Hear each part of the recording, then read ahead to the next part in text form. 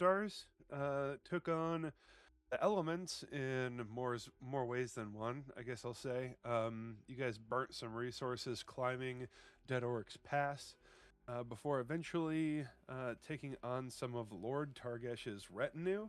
Um, so upon reaching the flats of the Rainbow Gorge, you found the Crevice Chamber hideout, where inside you all found out quite a bit of information in the living quarters and workshop there. So first off, thanks to a very sneaky Droglyph, you overheard a conversation that Lady Sazfram and the Echo Knight were having with a mysterious benefactor whom seemed to know a considerable amount about your journey, specifically calling out Ardok's near capture in Sandabar and Volcanth's need to die so that something could be taken from him.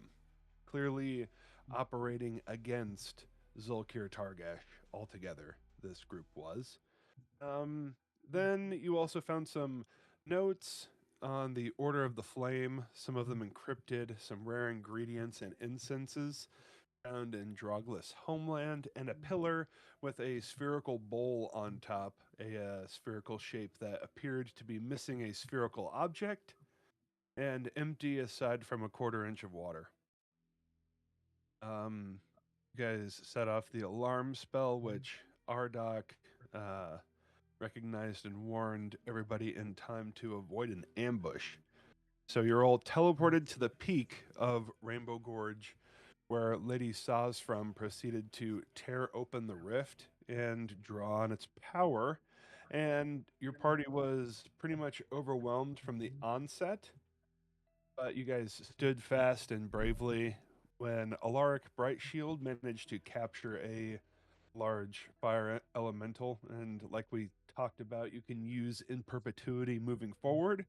And Volcan ended up falling in battle and invoked a deity's intervention with his dying thought. The heart shaped relic in his pocket shattered, reviving him, and the deity acting through him to close the rift with ethereal tendrils, almost resembling like a thread mending a giant tear in reality. And this forced closure caused a gout of energy to scorch Lady Sazfram, blasting her hair and robes off of her body with blue flames. And when she wavered, holding open the rift, her and the Echo Knight were pulled into the void as it closed. So the Moonstars ended up victorious. The Terran reality had been stitched together, and with barely a moment to catch your guys' breath, an oscillating ring filled your ears, and our Moonstars were pulled through space and time to an unknown library. Before you stands a wizard of legend, Elminster Amar. I think that covers everything. Is there anything else we need to talk about before moving forward? Don't think so. This old guy, is he trying to hypnotize us? What's that?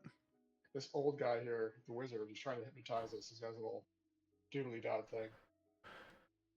So he's actually standing here with a glowing amulet, and you guys can hear that oscillating ring, a high pitched song coming from this amulet. So the ringing that filled your ears actually came from this amulet. So as he's holding it up, and you guys come through a gate in space and time and all pile onto the ground in front of him, the ringing and the glow and the amulet starts to fade. He sets it on his desk, and the gate closes behind you guys. And he looks down at you, saying, "I'm glad that I found you. It took a long time, but it is time for us to get to work."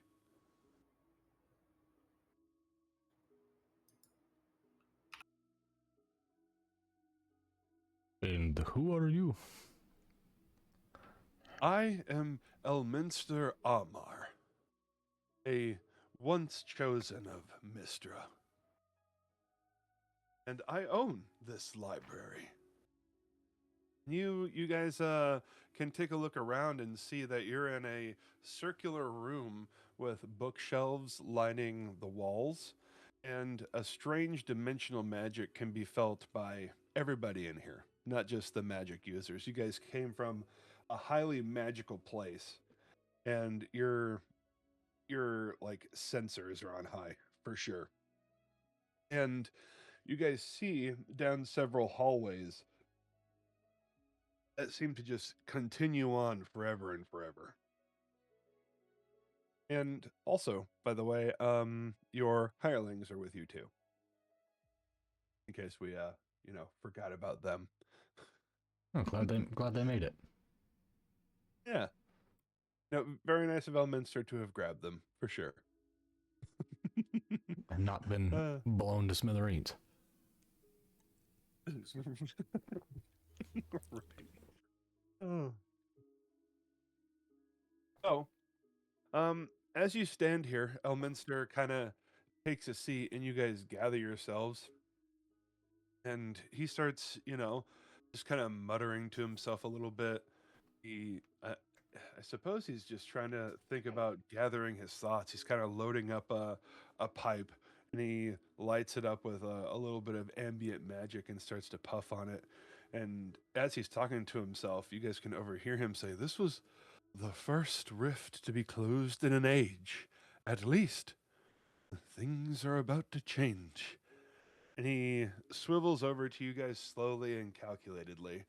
And he says, "You guys did a great deed for Toril today. And I'm wondering if there's more that we can do in the interim. I know plenty about the rifts, and I get a lot of my information from Morganth Blackstaff. Scholars surrounding this region will certainly be quick to come to the conclusion that the stoppage of conjuration magic has occurred. I fear that Toril itself will react in wild ways, not yet predictable." How is your guys' health looking after last battle? Not great. Death's door. I'm fine. I'm full health. Volcanth, you should have 1 HP after straight up dying and being brought back.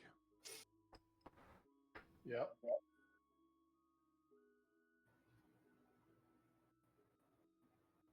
Okay. Droglith, you're at full health? Yeah. Holy, How good full health? holy shit. Wait. Hey. Ardoc, you're fine too?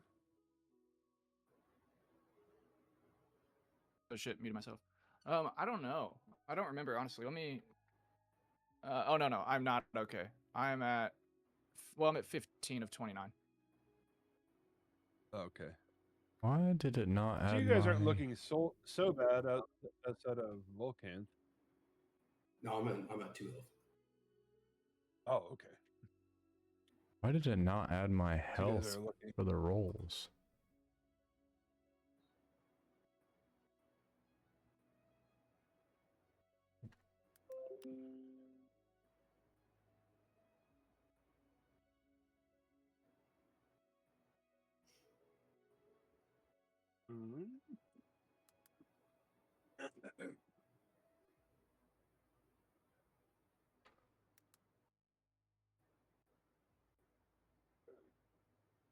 There we go. Wait, I'm sorry. You guys waiting on me? I don't think so. No. Okay. No, Droglith was talking about adding his health to his rolls or something. Yeah, whenever I did my levels, it didn't add my HP. Oh, Yeah, but I got it now. We're I'm good. finishing up the last 2 steps here.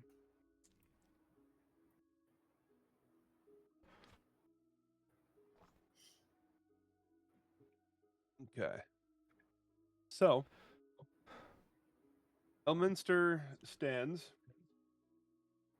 and he shows you around the library, and he essentially introduces you guys to um, a new base of operations. Oh, I wanted to ask him Not a before. question, if that's Sure. okay. He mentioned something. It's like, Yeah. um, what is your relationship with Blackstaff? He is a dear friend of mine. For nearly a century, we've known each other. Does he often work hand in hand with the Zolkirs? No, very rarely. When their goals do align, is usually for the best of Toril.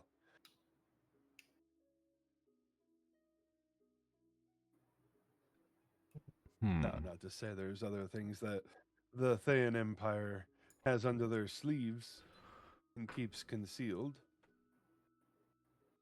But it's the same thing with my good friend Morganth. You do not see him as When you're in a a position such as his, yeah. please go ahead. You don't see him as a man who strives for power and underlings. I suppose anybody could be corrupted, but that is not my experience with him or with his predecessors who held the Black Staff.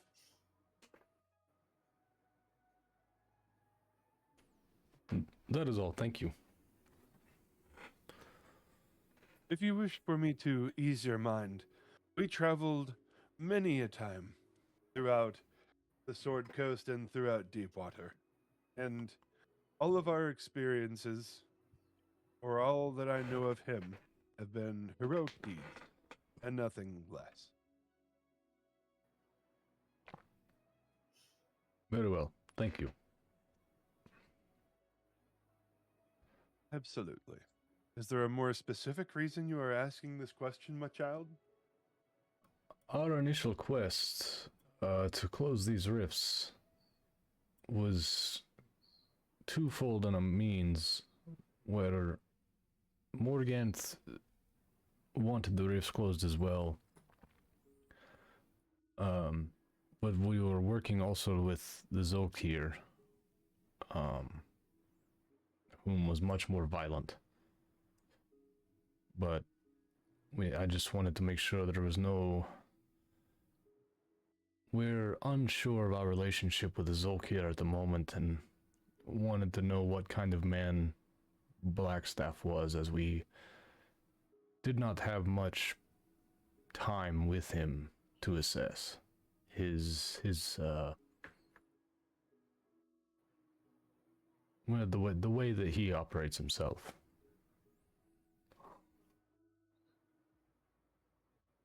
I see. In time, uh, different forces may have aligned goals for different reasons.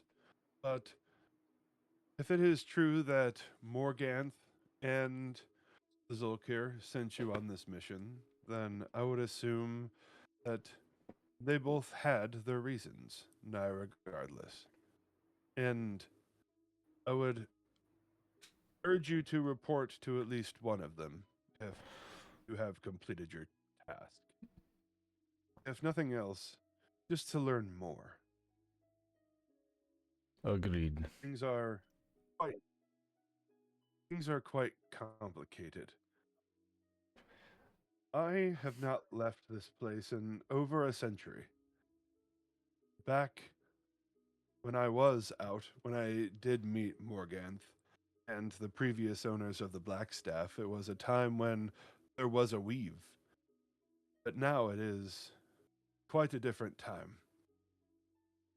Mistra seems to have gone. And at the time, she had chosen me as her champion. And now it seems that things do not work as they used to. But I can still offer you as much of the resources as I can provide.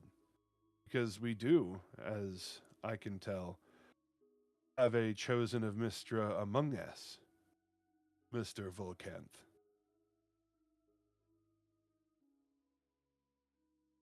Though I do sense that this fragment of Mystra is not your own, or else it would act as a spell key. You do still have troubles with wild magic, is that correct? I do.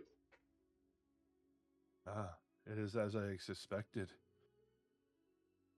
As it were, I could have found you sooner, but I believe you have stolen this fragment from somebody else. Do you know how this could have come to be? Vulcan kind of thinks about it, and he's not really sure, but he thinks that when he was originally sucked into that rift and pulled through, that maybe something was imparted to him. He doesn't really say this out loud, he just kind of thinks it to himself and just kind of says, possibly something has happened that has done this. This is understood. Very curious indeed. But there is a power that flows through you that you cannot control. And I would hate for it to continue to fight you. But either way, I think it is worth more study, if I am permitted to do so in the future. But for now, I think you all need a good rest. He takes you all to one of the corridors, and as you walk down, it seems. Have you guys seen the scene in Lord of the Rings where the hobbits are standing on the road? They're looking down the path, and all the trees seem to accordion in. Yes. Yeah. That is Yep. what that is what all the doors of this one corridor look like. Mm. It seems to go on infinitely, and there are just doors that are just accordioned down infinitely. And he says, "And here are your rooms. You are just standing at the mouth of this corridor, and in front of you are your rooms. And the doors are, suited to the doors of your homes as you would imagine they would be. So, Droglith, what would Droglith imagine the door to his home looking like? I would think it would be, a very well constructed, almost kind of hut structure, but like, strong, hide, tanned bear, like rope holding things together. So the door would be like sturdy oak, bound by hand forged iron nails, and bound cross beams with thick hide, with a probably some kind of inscription of his like his tribe's mark on the door. Maybe if it's depending on the time of the year that Droglith would imagine, I would probably the spring. So there may still be a hide over the door, for the colder nights to block the wind coming in. Just something very nomadic, and definitely from a hunter's world, like mountain man type structuring of the door.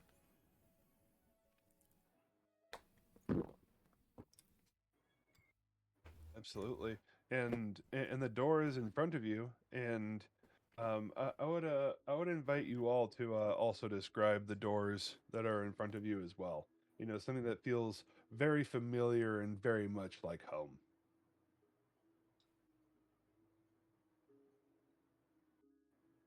If you want.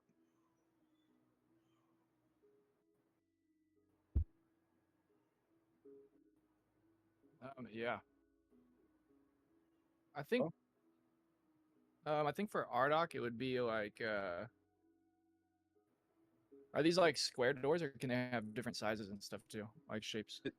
It looks whatever would be familiar and make your character feel like home. Sweet. So I'm imagining Ardox is like a circular like hobbit hole kind of thing. Um and like while it's got like a solid structure, you can't really see that because it's a lot of like on the outside, on both sides really, it's a lot of like woven branches and twigs and stuff.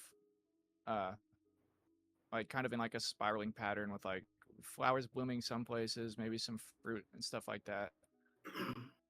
Um, but like obviously a really large circular door just because of Ardok's stature. But then in the center, rather than a knob, is like a recessed sort of grip, and you like turn it 90 degrees, and it makes a satisfying click, and the door like opens forward and probably like rolls to the side.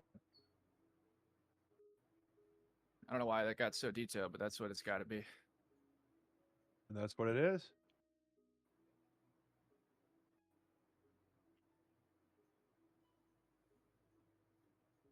Lark, Cool. do you Yeah. see? Yeah, so I think mine would have like white pillars on the either side of the door, and it would kind of be like a double door situation, kind of like leading to a chapel almost. But when you go inside, there's not a lot in there, but it's like neat and clean and simple things. Like there's a fireplace, a desk where he can put his things, and then just a bed and maybe a chair by the fireplace with a rug. Like I said, it's just clean, upkept, and simple. Excellent. Vulcan? All right, tell me again what I'm describing. What's that? Quarters, your home, Oh, your room. The door that you're looking at, and the door that makes Vulcans feel the most at home. when he opens it, or through it, it's just a simple stone cottage. There's not much to it. There's a hearth with a cot nearby, and on it there's rabbits stewing. And in the windowsill, there's a singular flower, defiant to the ravages of time and the elements. Very cool. And so these doors accordion down this infinite hallway, it seems like, right in front of you guys. It doesn't seem like they appear or shift in front of you. It's more like you turn and they had already been there for you. It is a weird feeling for sure, but upon seeing the doors, it is immediately the thing that you know it is your own. This is your room, and it feels familiar. And as you guys open these doors and go inside, you are immediately greeted with a plain room with a desk, a closet that opens up into a similar little pocket dimension. It's like it's like a closet of holding, if you will, and then a simple bed. And you guys are able to take a long rest here and kind of spend as much time as you need, sort of being with your thoughts. And if there's anything you guys need to do while you're here, please let me know. While you're Yes, in the privacy of your rooms. Yes, I want to load up that sphere with some spells. Very cool. Absolutely. Ooh, that sounds fancy. Yeah, I'm gonna load it up with let's see. Few suggestions. And a hypnotic pattern.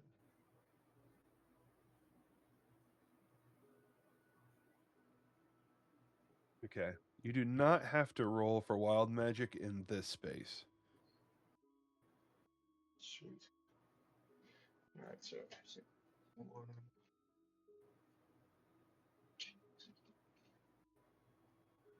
Sweet. And now I'm gonna take a walk.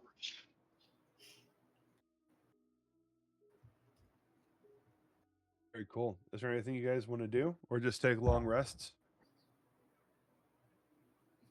I think I would just, Lark would just pray and then long rest. Can I talk more to Almar? Yeah, you can. So upon like thinking this thought and upon like feeling the need to talk to him more, you actually hear a knock at the door, and he is out there. Son, Mr. Joglyth, is there something you wanted to discuss with me? I just, first off, wanted to thank you for hospitality, bringing us here, giving us beds, obviously getting us away from whatever, repercussions would have happened with the rift closing.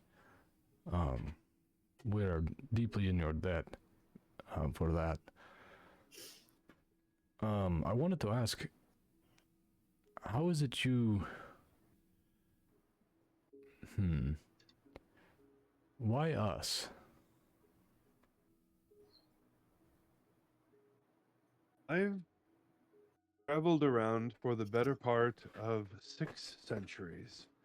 You might even heard stories of me, but I'm not here to talk about myself. What I am here to say is I've traveled with groups like your own before.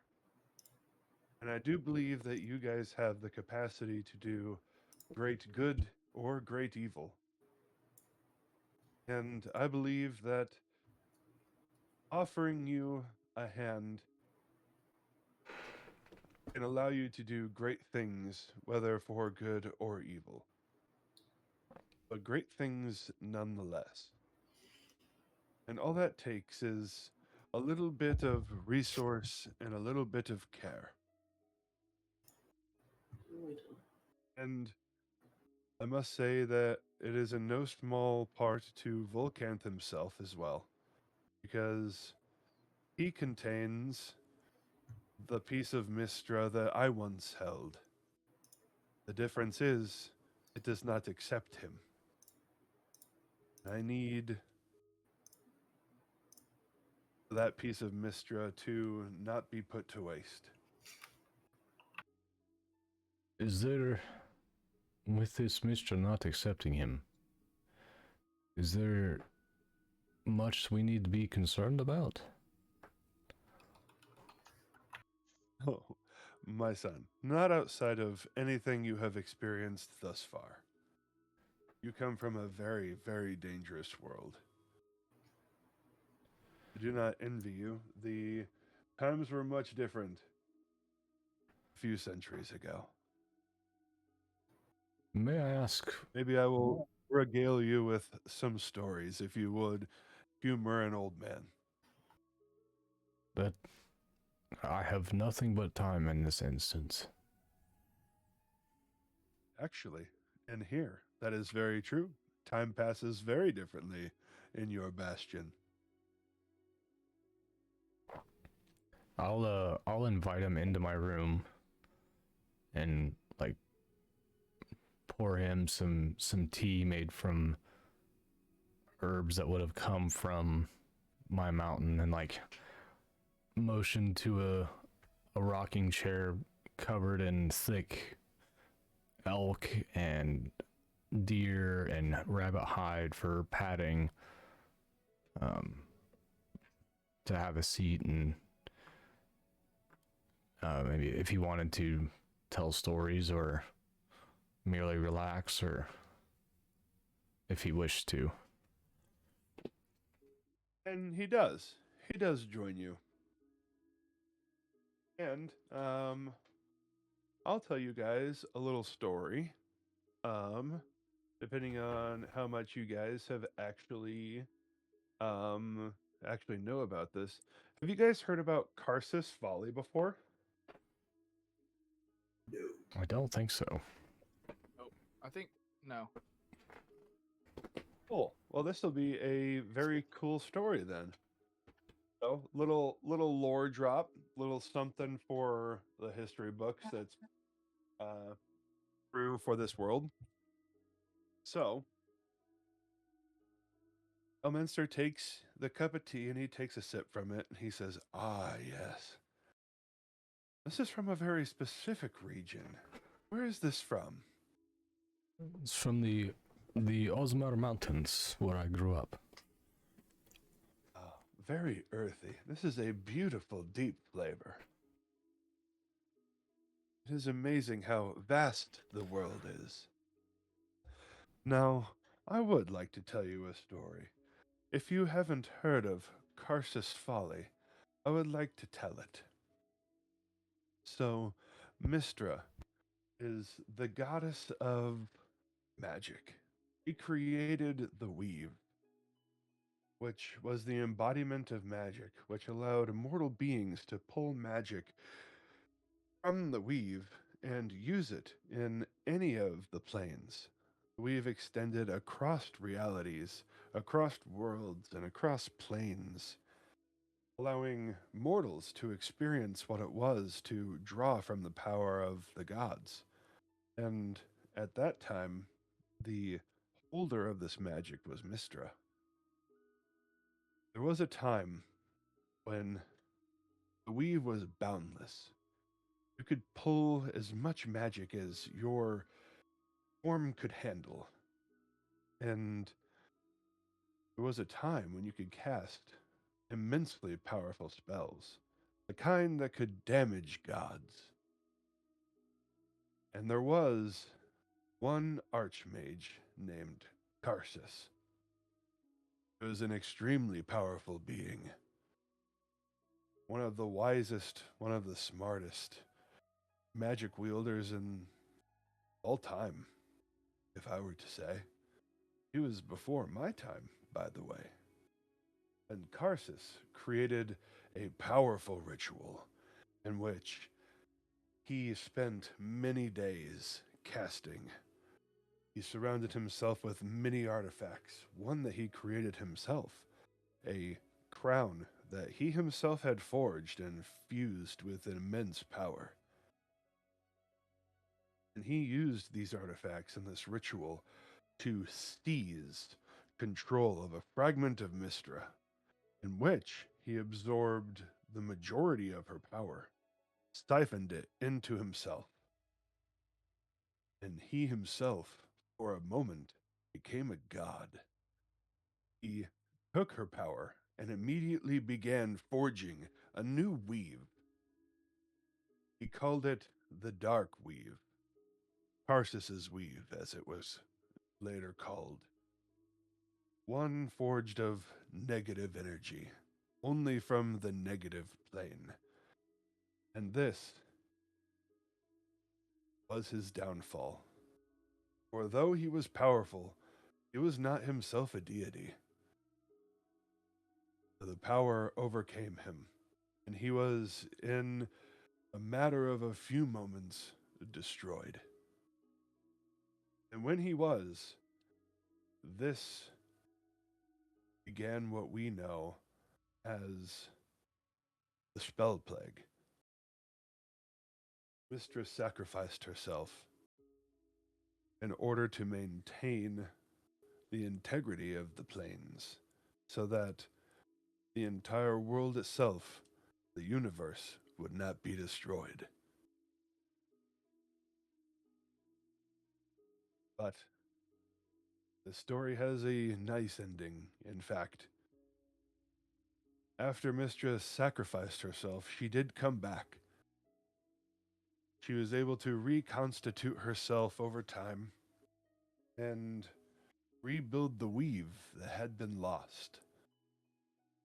And she decided to take the weave away. That anybody that could be so cruel, that could be so evil as to destroy the living embodiment of magic would not be allowed to rise again. And so we live in a world without a weave.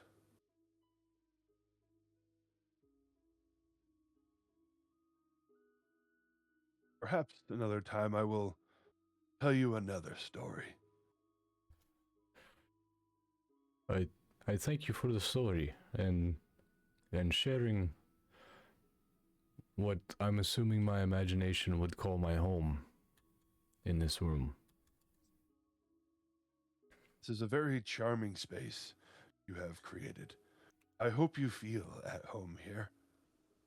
I think next time I will tell you a story about Gale's folly. That was more near your time. Only a few 100 years ago.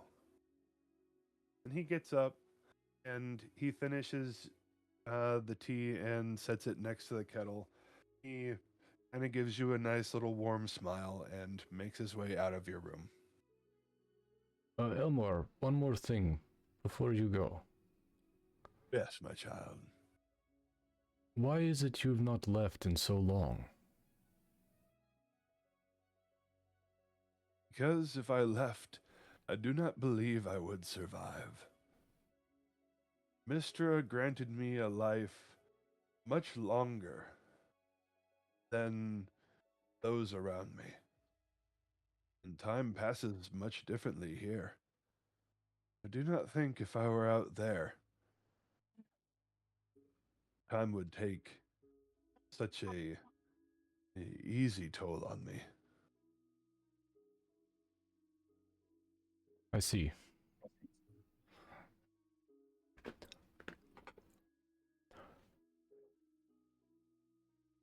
Thank you again. And he kind of winks and he's like, and it gives me plenty of time to get to my studies.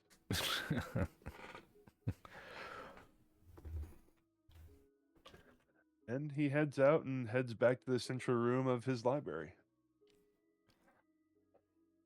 Now close my door and lay down for the night. Very cool. Now, I know I'm putting a lot of talking on you guys, but do you guys have any dreams or any unresolved character things that you believe would be worth role playing? Like, you guys have gone through a pretty decent amount of stuff together. A little bit of it shocking, a little bit of it shitty, certainly braving a lot of elements. You know, I would like to hear about it in your dreams if you would feel so inclined to do so. If not, we can move forward, and we can explain a little bit more about the Bastion mechanic. Do some more lore drops and stories, and get into some of the other stuff that I would like to introduce as we move forward. I would think if Droglith was dreaming, just with this in the current environment of like him in what he would imagine his hut from his village would be, he would probably be dreaming of it like himself as a child, still playing goat ball and running around with his childhood friends in his village, hearing all the birds and all the sounds of nature in the Ozern Mountains around him, taking him back to a simpler time and kind of feeling at peace in all this chaos that he's found himself in now.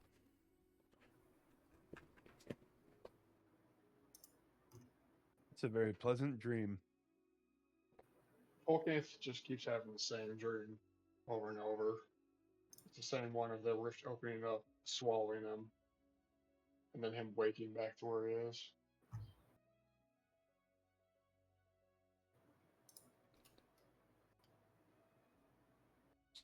I think Alark would be dreaming of back when he was training for his regiment and all that, and kind of like how hard and difficult it was, and similar how he kind of got his butt kicked. Kind of how similar it felt that he's not quite that he can still, even though he's a full blown paladin now, he can still be humbled.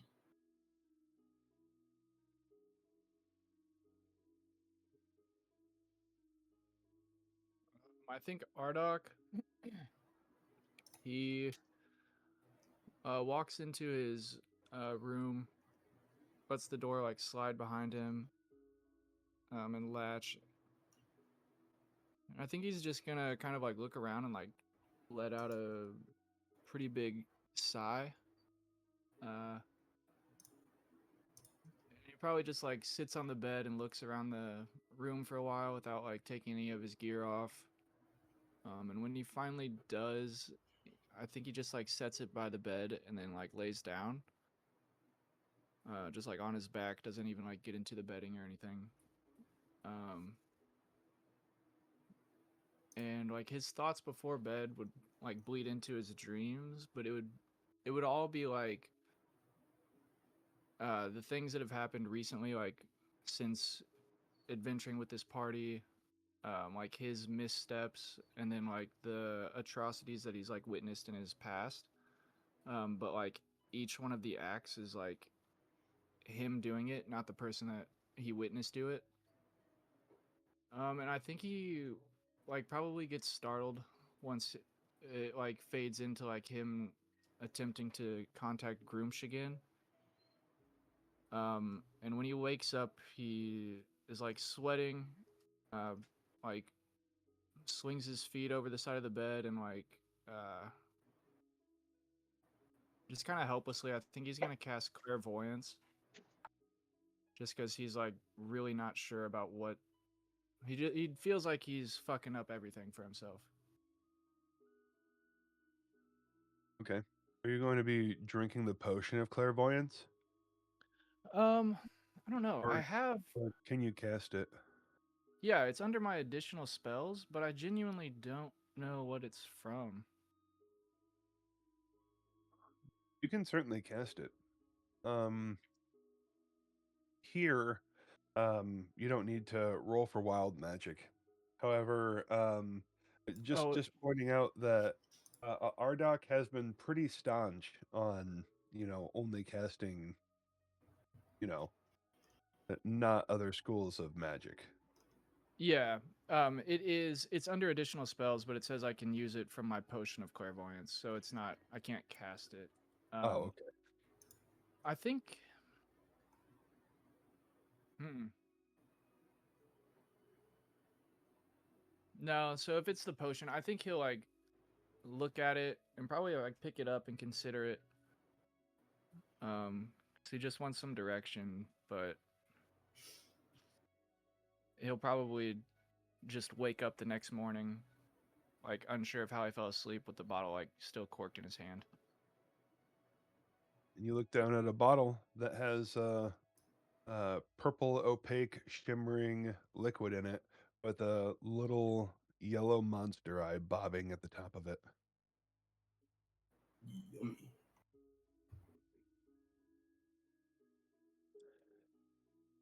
Okay, yeah. So that's what he does. And I got it.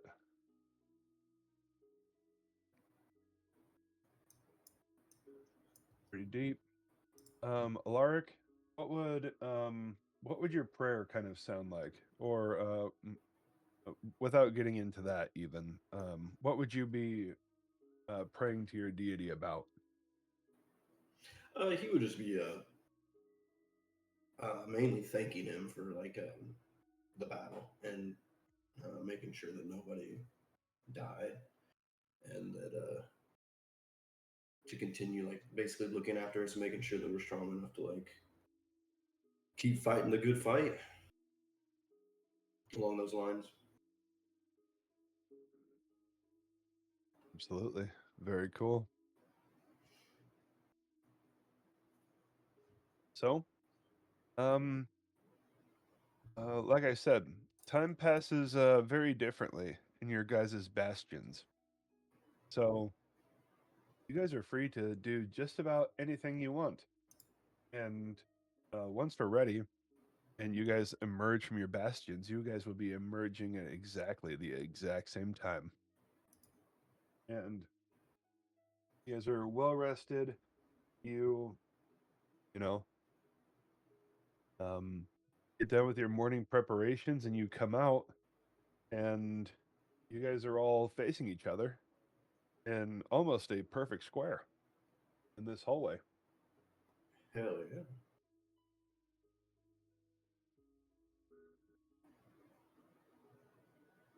yeah. Everybody sleep good?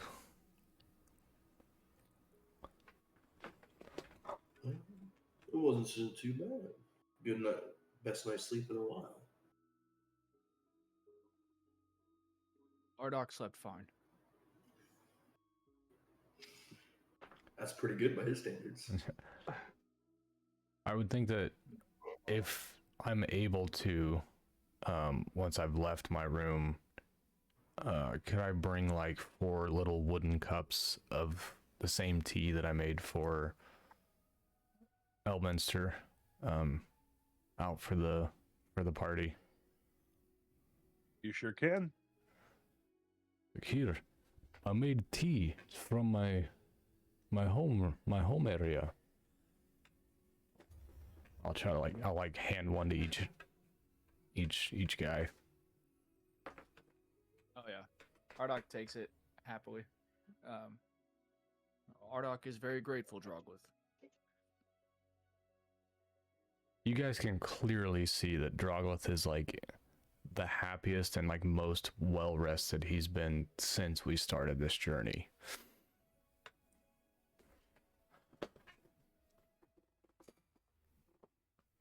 Ardoc's chugging the tea, unless it's too hot. I'd say it's hot tea, so I don't know about chugging it, but Okay. He definitely tries.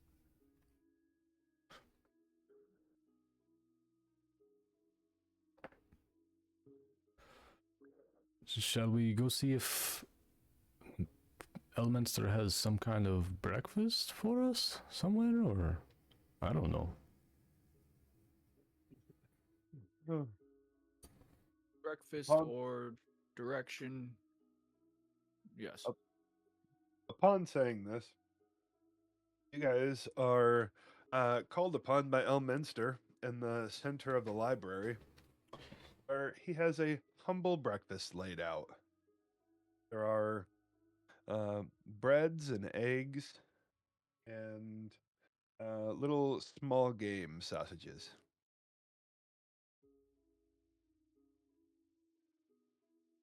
Nothing too fancy. Definitely not a king's ransom, but much better than any rations you guys would be able to find. And it is fresh.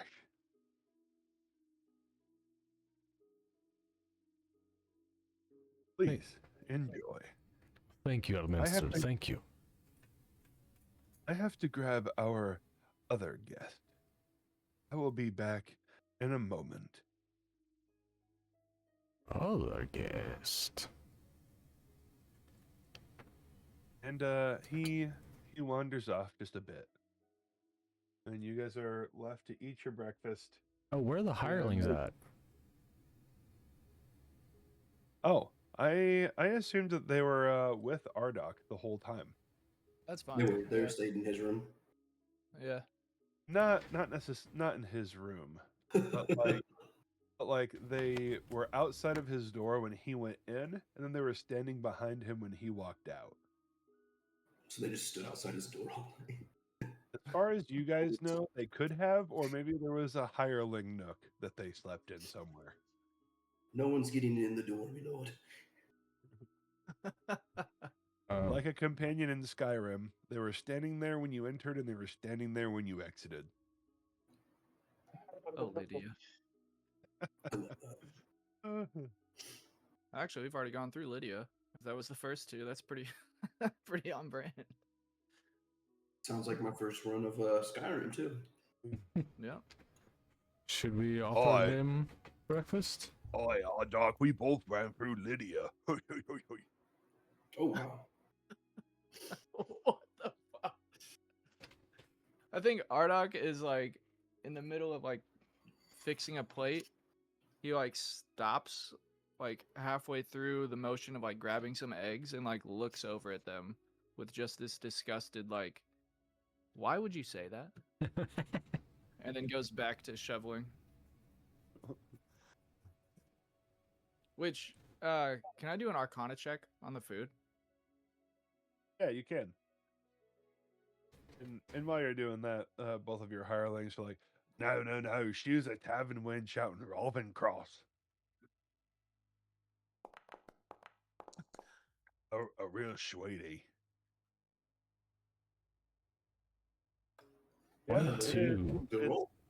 it's a wholesome food. It was definitely harvested from the material plane. Whoa, cool. Okay. Oh. Then It is not from here. It is from where you guys came from.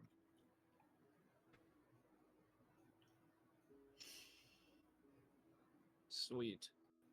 Well then let's dig in, boys. Yep. As Drogless probably are in a second plate.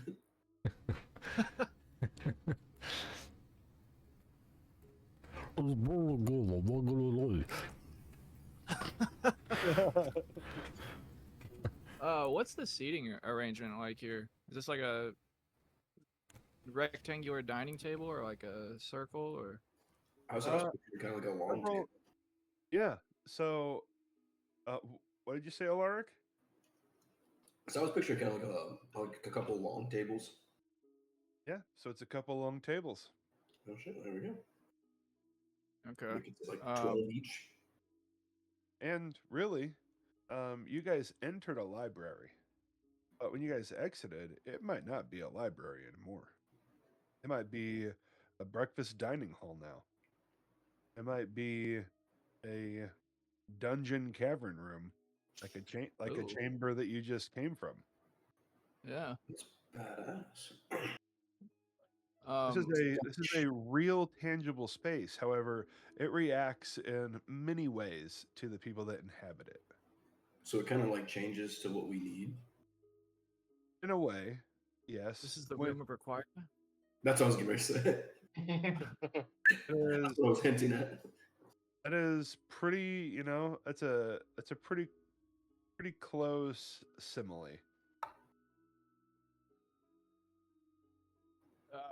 So after finding out that it's real food, these guys insisting on telling me about their escapades, I'm going to Ardok finishes shoveling the plate and it's just like a mound of food. And then he's gonna stand up and go try to sit between like Volcanth and Alaric or anywhere there's a space for only Ardok, so that the henchmen can't follow. So they do follow you, and then the moment you sit down in between your party companions, they immediately like redirect. They're immediately like, "Oh, not that way." I'm gonna point at the food, or just like nod towards it and just tell him eat. Oh yes, master. Oh, this is the best food we've ever had. Well, it's because he told us to eat it.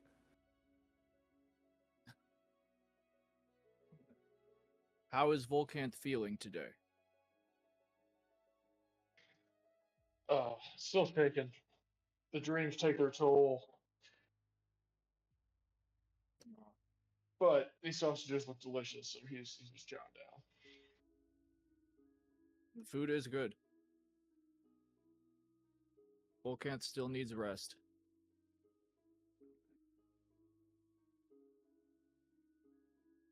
Well, on the bright side, it seems like we can stay here as long as we need to.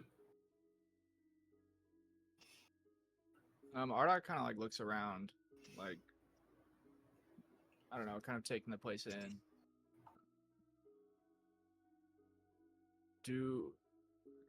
Should we stay here for very long? Ardoc isn't sure if this place is good or bad. I had a talk with Elminster last night. He said that time works differently here, and that seems very slow. He said that if he were to return to where we come from, he would all but die immediately. So it seems as though, while not smart to stay here for a long time, we have some level of comfortability right now.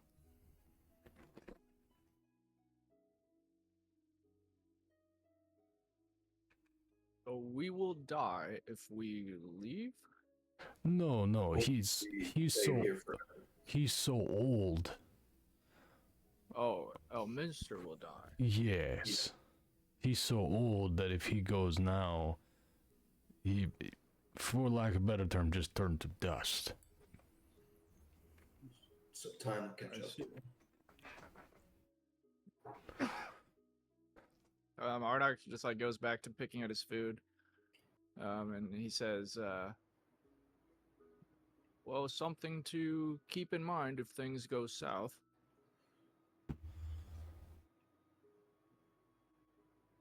Oh, I just like what he meant.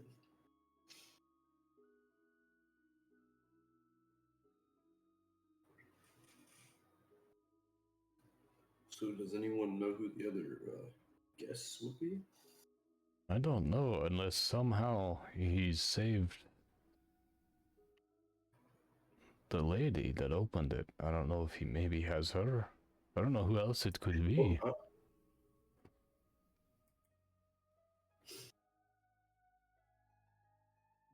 because if she's here, we'll have unfinished business to settle. I'm sure she will not be happy to meet the man that killed her brother.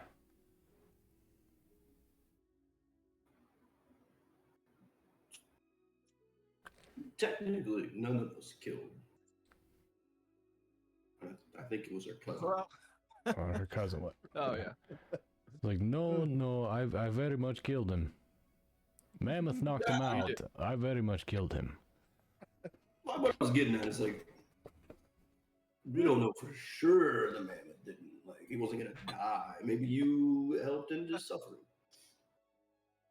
No, I wanted to kill him. Yeah, maybe out of the goodness of your heart. It was not. I don't think It was very vindictive. I was very angry with him. I wanted him to die. There was no mercy involved in what I did. I'm gonna look at the other two like, there's no helping this guy. I'm honest, what can I say? I wanted him dead, he's dead. If she's mad, she can be mad. Well, Draugr, diplomacy's not your strongest attribute. There's no diplomacy where I come from. It's eat or be eaten. Guys, I just have to say, this is A+ chatter right now. I Okay. just assumed like this is what would happen until like Alaminster comes back with whoever he comes back with, Right. Yeah. and this is when they cut. The cousin is just standing in the door as Draugr like, "No, I killed her. I'm all right."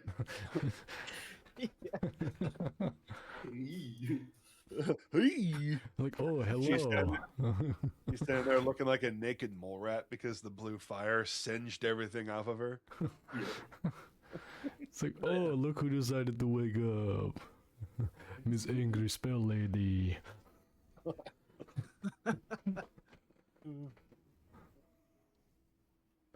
So, Elminster returns, and he has that amulet in hand that he used to summon you guys. And I want you guys to take notes on this because I will not give this to you later. So, he comes up and he gifts the amulet to the party. He doesn't hand it to any one of you guys in particularly. And he says, "This is called an amulet of the plains." He said, "If you know where you want to go in any of the planes of existence, you merely have to think about it, concentrate where you want to go, and you can reappear there. You can use this to get back whenever you need, and you can also use this to travel anywhere that you have previously been to or otherwise, wherever, whenever you need to." So, mechanically, when you guys use this, you will have to roll a D15 intelligence or higher to succeed. Then you can travel anywhere you have been to in this campaign. Is that party per, like, for the whole party or for the party member that wants to travel? For the whole party. So anybody within a 15-foot radius of the person casting. Okay. So just the person casting has to make the save. Yes. Okay. And if you do not make it, then I roll a D100, and there is a lot of bad places you can fucking end up, guys. What was that? What was that saving again? Was it 15 D- wisdom? 15. Yeah, 15 intelligence. Oh, intelligence. Okay. It will not Is be Alaric rolling that, just so you guys know. Is it a saving throw? I mean, I feel like it was just like a threshold. No, it's a check to fast travel anywhere you want, including your bastion. Okay.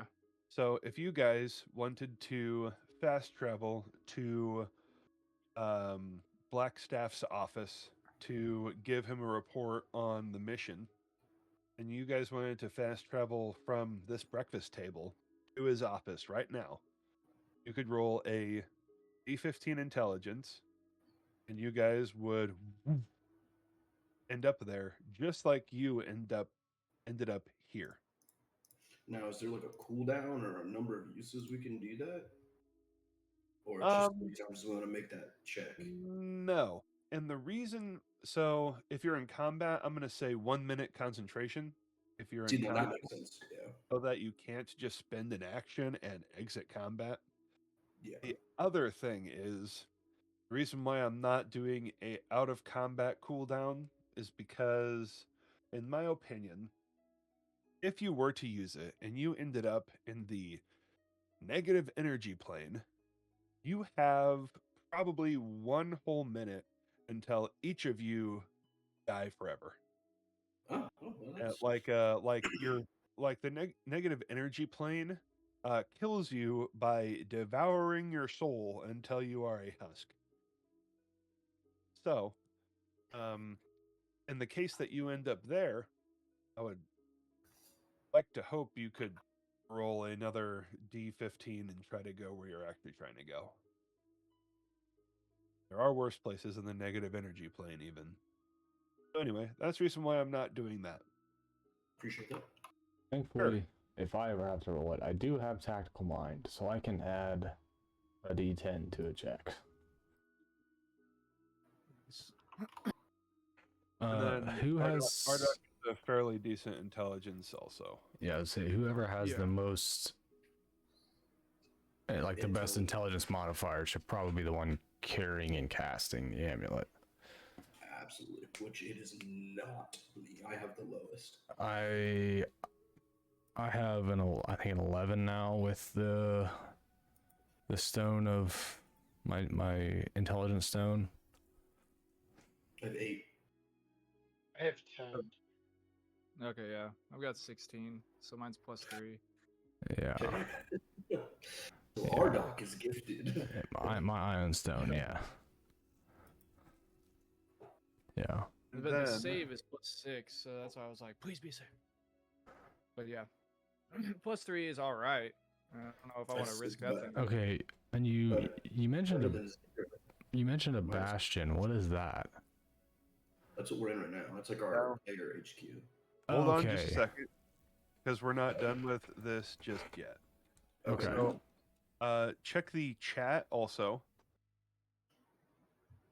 Now, Elminster speaks a phrase to you guys, and he says that it takes a while for me to gather the strength, but if you guys need to return here, the safest way would be to speak Jiernin Dirnar. Mm. And it's in the chat for the spelling. Sweet. Copy pasta? For Yep. your guys' notes. Copy pasta, this is- indeed. And he says this is a ancient elf language. Or more ancient than him or anyone that he knows. And that's to get back here. And that will have the same effect. You will Oh. just be recalled back to your bastions once per week. Okay. Sweet. Without having to fuck around with the amulet. Okay. So that's like a free once per week. We can just come back here. Yes. But I will make you say it because Yeah. it's there and you have it and it should be in your notes now. I do speak Elvish, by the way. Broccoli Same. speaks Elvish? Uglish? Uglish. Troglyph definitely speaks Uglish. Yeah, Oh, I do. According to my character sheet. not this So does our Elvish. dog- Do we know something? Is- Oh. This is like if somebody told you to speak Old English. Or like Latin. Old English is like a bastardized Czechoslovakian. Like you wouldn't be able to speak Old English. It's like a Cyrillic. This is ye old Elvish.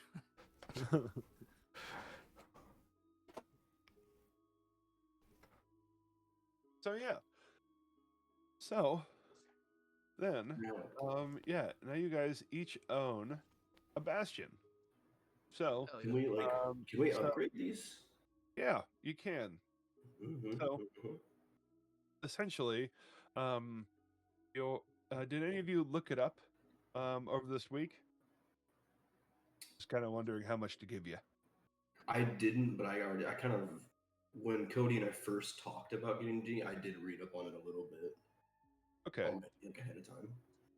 So essentially, this is your space, right? You guys have a combined bastion, which is this area that Elminster has given you. And you can do several types of things while you're here. You can do training, you can try to get more lore, you can try to learn stuff, read books, study, and moreover, you can develop it to be whatever you want. So the room of requirement thing is sort of the flavor I was going for. However, really what it is that you guys can transform this space into whatever you want it to be and have the facilities that you want it to have. So you guys have the basic facilities of a bedroom and a dining room right now. But you can have a parlor, a courtyard, a kitchen, storage area, like training dummies, stuff like that. But really what it gets into specifically is that you guys can start like creating like magical infused items for like sending messages or like fast traveling to specific regions. So like if you guys hold on, I'm just gonna pull up the big map real quick. So if you guys wanted to fast travel to Halora, all the way down here at the bottom of the map. You know, that would take a significant amount of resources from Elminster or a a specialized quest to actually get you guys here. But if you guys were to say ahead of time, it'd be cool to fast travel here and close a rift in this region so that we could level up again. That would be more of something that your Bastion would be able to help you do. That's bad. So you can have orders for your hirelings to build something. You can have sending stones made. You can have fast travel, like portals built just so that you can one-time travel there. So you can use your amulet from there. You can craft items. So, like how you polished swords with the other paladins, and Mm-hmm. you ended up getting a +2 lightweight sword. That's something you could spend resources on here. You can empower items, enchant items. You can harvest special ingredients if you wish to do something like that. Create potions. You can recruit more hirelings, or you can take on other tasks. And Now, there is a list of like facilities that can be made here. So we have a arcane study room, we have an armory, a barrack, a garden, library, sanctuary. This is already a sanctuary, by the way. You can have a smithy, a storehouse, a workshop, a gaming hall, a greenhouse, laboratory, uh, a scarsty. This is something that amplifies using holy symbol and druid focus and spell casting focuses. Oh, that's sweet. mhm. Scriptorium, a stable teleportation circle, and that's the first half of them. So is there like a limited number of these we can get? No, I think I established that this is a, a place with infinite possibilities. I didn't know if like mechanically you're like, and then I'm assuming we need the facilities before we can start doing the corresponding actions. Well, this is your bastion, and you need it really depends on what you want. Like Right. you guys can simply ask me, can I make a sword made out of pure fire? And then I can think about it in real life, real time, and then be like, okay, we need this room, and then we can try to make a sword out of pure fire. Hell yeah. You know.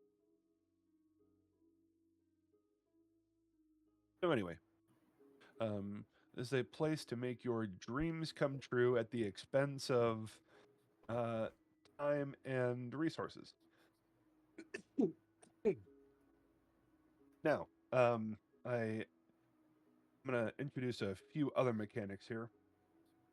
We did sort of talk about it about your buddy.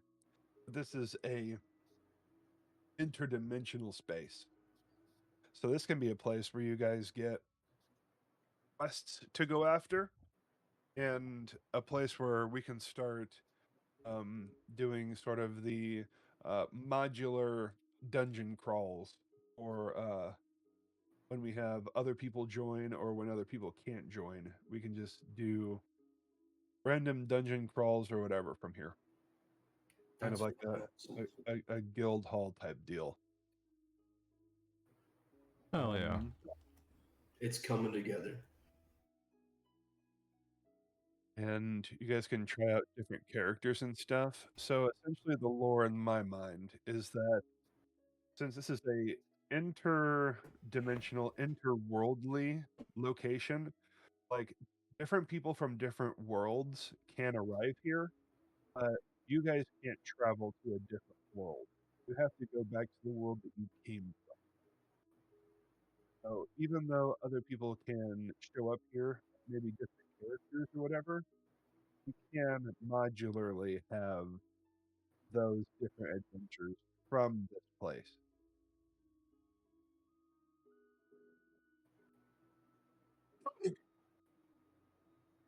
And also,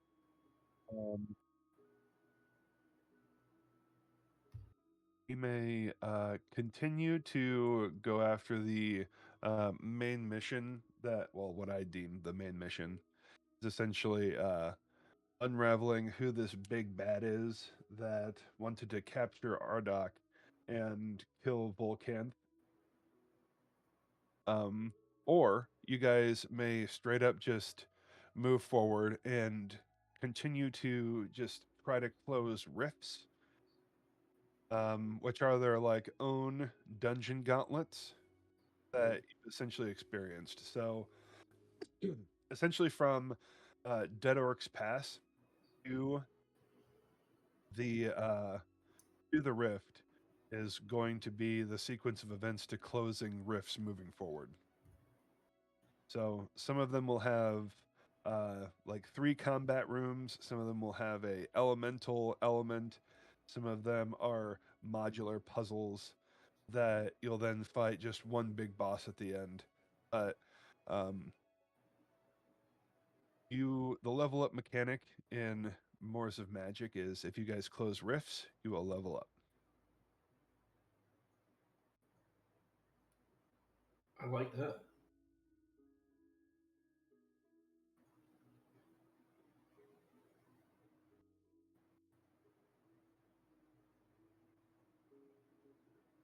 Oh. What would you guys like to do? I'm just kind of basking in the amount of work and effort you've put into this right now. Yeah, I hope I didn't give you guys too many options. I definitely prepared a whole bunch of shit, and just to see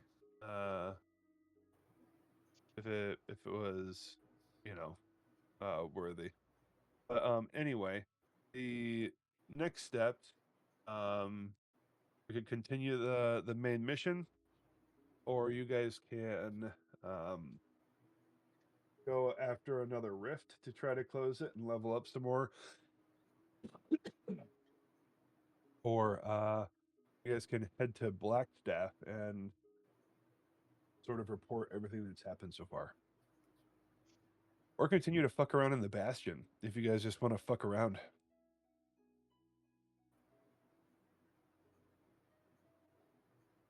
I don't know, what's the party feeling?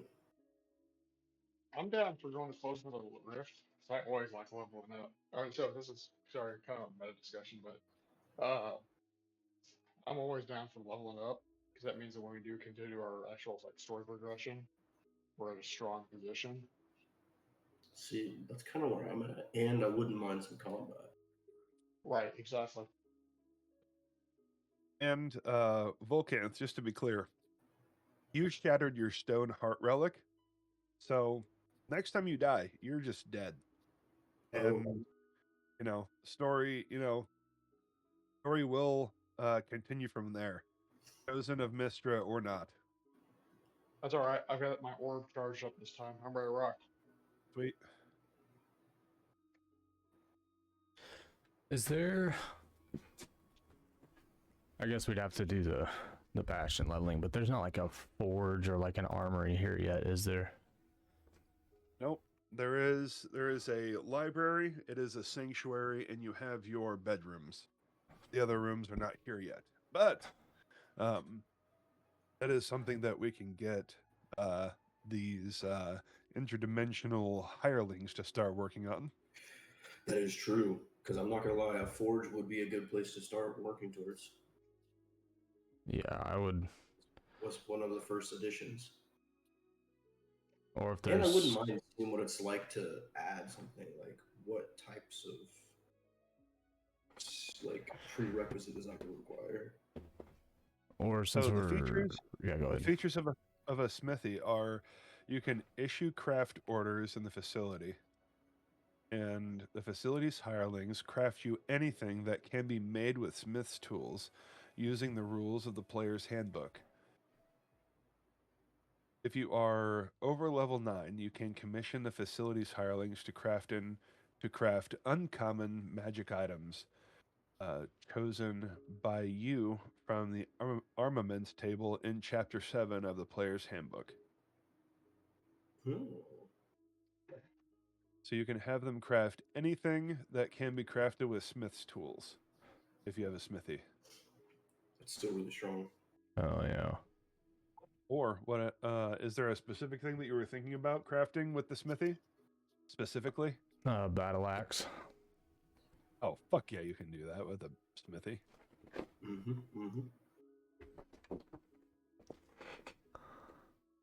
That's a hard fuck yeah. Yeah.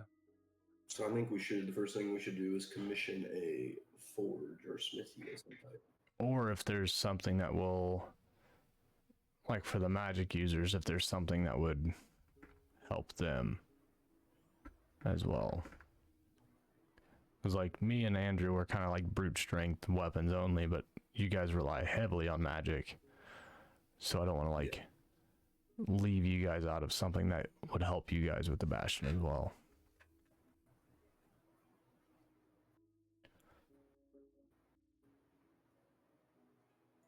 What are you thinking, Ardok?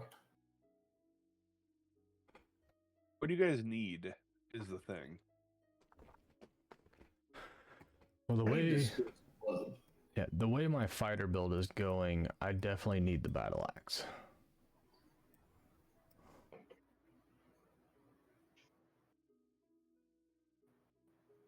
Or my plan for my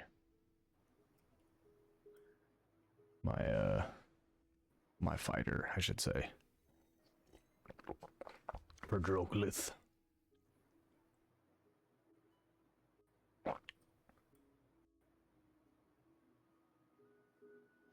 Because, like, I mean, unless Cody or Patrick need something specific, like starting off with a smithy isn't a bad idea for me. Yeah. And then there's a scriptorium would probably be the next thing for like a spellcaster. Yeah. It essentially makes you. It essentially gives you the ability to write spell scrolls. That's Which, huge. yeah, that'd be good for everyone. Yeah.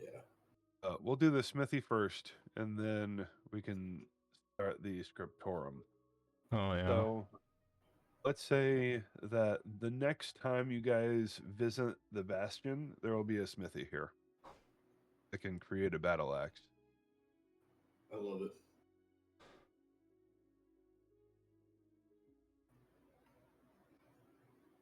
And that works too because time works differently. That's so cool. But I'm kind of on board with what Patrick is saying. I wouldn't mind going and closing another rift. Okay.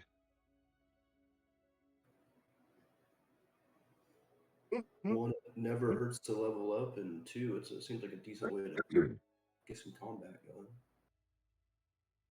No, it doesn't.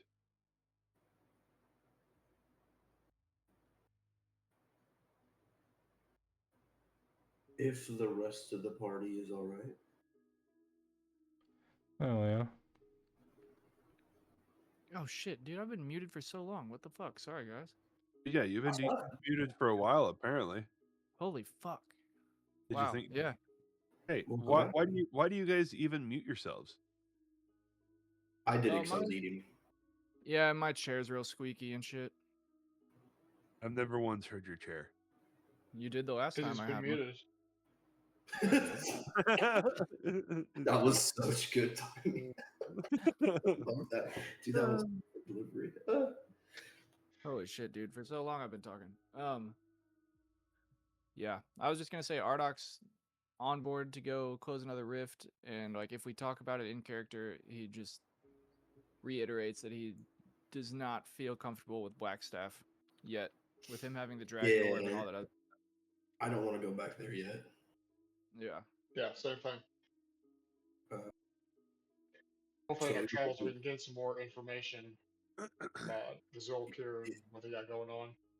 Yes, because like it was for Alaric, it was a toss up between going quote unquote after the main story and figuring out why they wanted to take Ardok and kill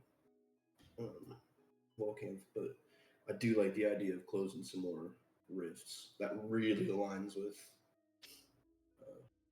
Alaric. Okay. Let me put this together super quick then. Do we know where another rift is? Yes, my child. I know of one in a very swampy land. Also, I kind of dipped for a minute to take a leak earlier. Did we? Was the?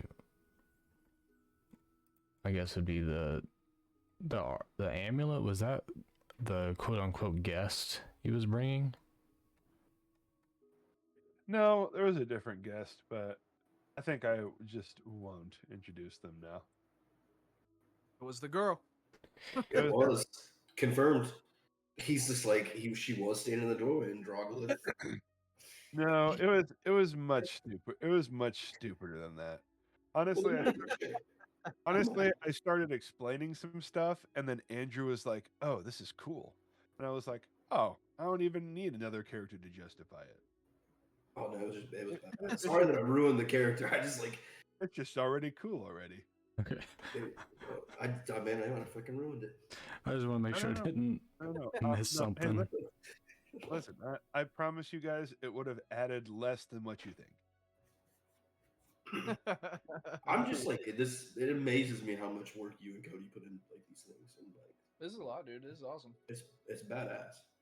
It's a part of it. It's a labor of love, and we love doing it. True. And I just like letting you guys know that it's appreciated.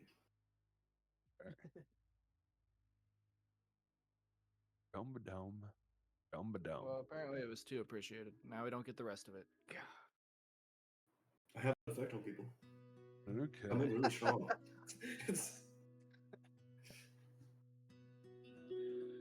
So,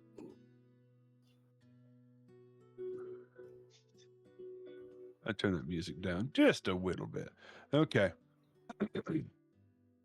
So, Elminster walks over to the side of the breakfast hall, and you guys see that the wall almost like unfolds in front of your eyes, and his desk like falls down in front of him, and this giant tome opens up.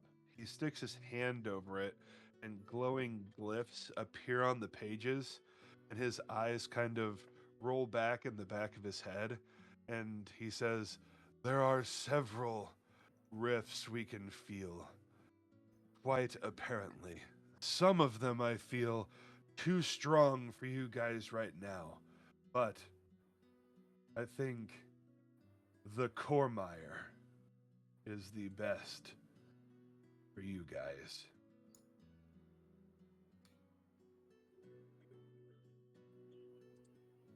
And in front of you guys are sitting at these long tables at breakfast, and you say, "We should close more rifts." All of you guys, all of your characters agree. We want to become more powerful. We want to stop the rift. We want to close these interdimensional threats. Whatever it is, your justification, you all come to the consensus, and this teleportation circle opens up right in front of you guys in the center of this circular room, and you guys are free to enter. Alaric slams back the rest of his coffee, stands up and says, "Well, no time like the present," and I'm gonna walk in. Murdoch follows behind.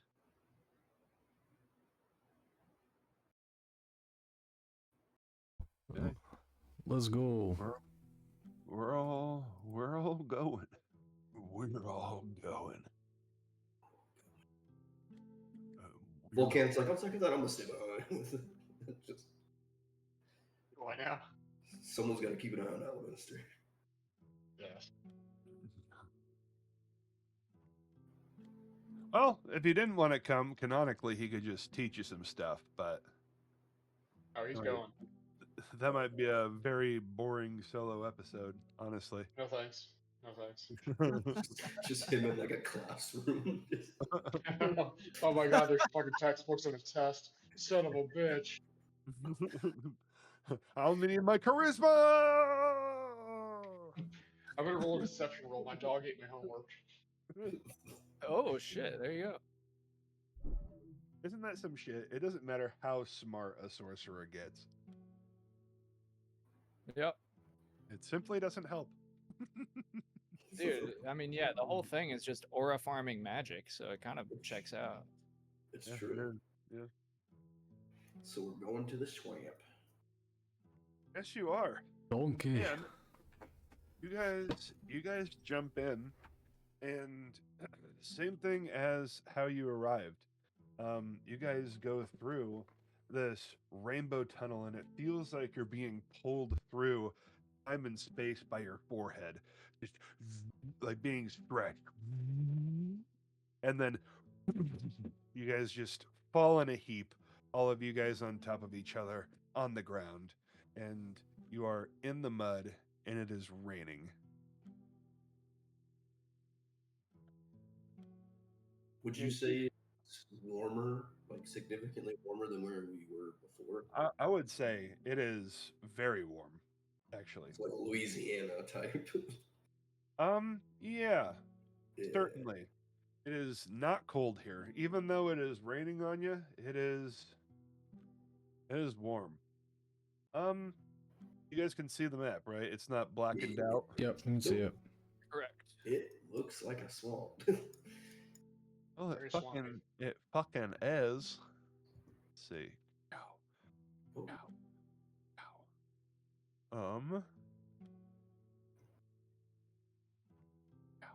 Cool. And here you guys are. And Alaric, if you so feel. Just kidding. no, he would not be out yet. Okay. So you guys get your bearings, and you guys certainly are in Cormire. Now, let's see here.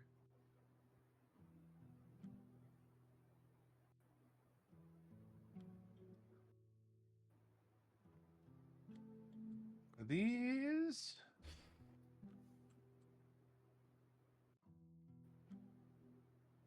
are these near your mountains, Droglyph? Oh no, they're not. Which, where they at? Cormier. I Cormire. think that's too far north.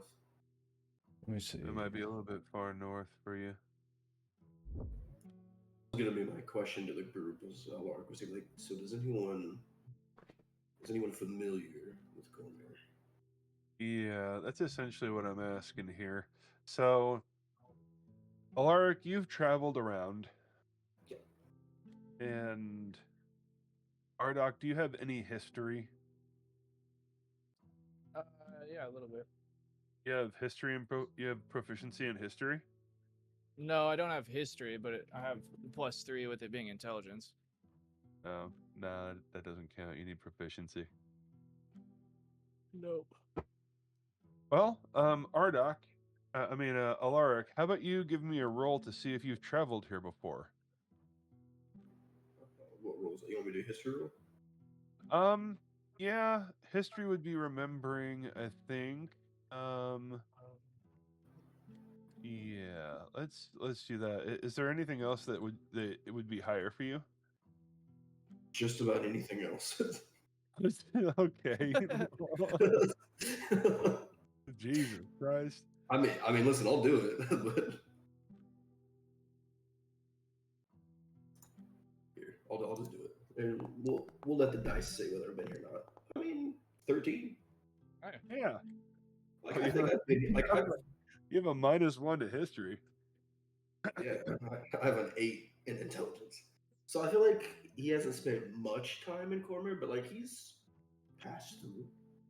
Yeah, I would actually say that you have never been here before. However, different different groups of your brothers that you've passed have definitely told stories having been through here.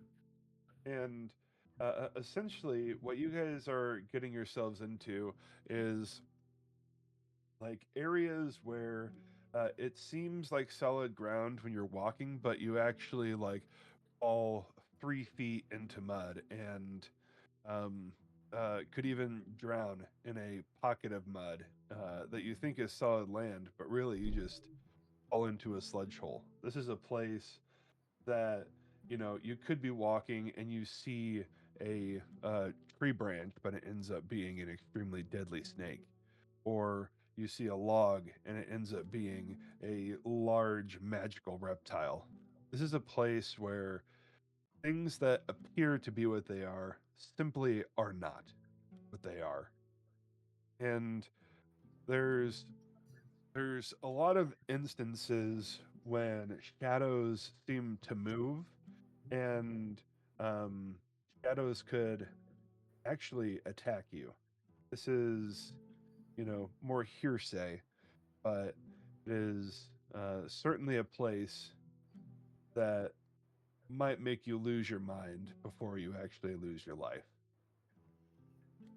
And these are just the boogeyman tales that you've been told. Whether or not they are true or not is, something you are about to behold. So I'm basically gonna tell the group that like I've heard I've heard tales of Khmer, so we need to keep our wits about us and not stray too far from the path.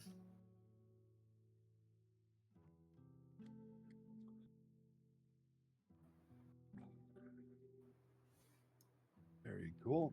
And so you are here. Um, how are you all feeling about the change in temperature? I mean, we've been we've been 5 sessions deep in a blizzardy winter. Now you guys are in warm warm sogginess. Lark's not digging it.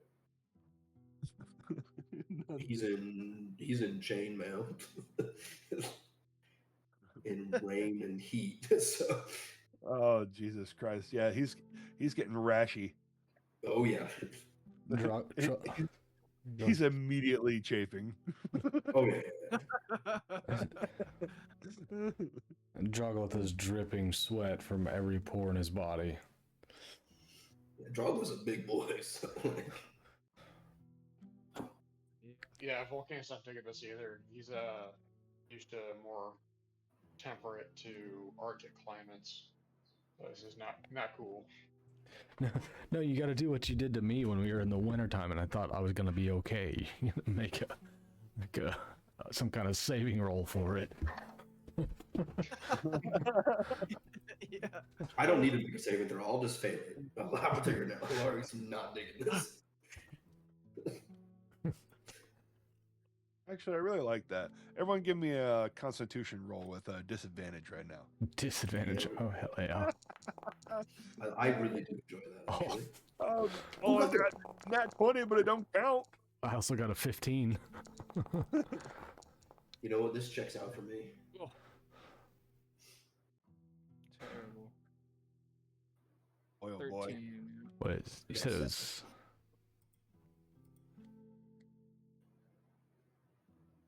A disadvantage. Oh shit, you got a huge modifier to your constitution, Drogleth. Holy shit. Yes, sir. Wow. Yeah, Hey, plus so, 5. hey, so you might be sweating, but you feel great, honestly. But Alaric, I'm gonna give you 1 point of exhaustion, and you are chafing. Can I tell you something? I kind of was already gonna like suggest that I think I am exhausted. 1 point of exhaustion.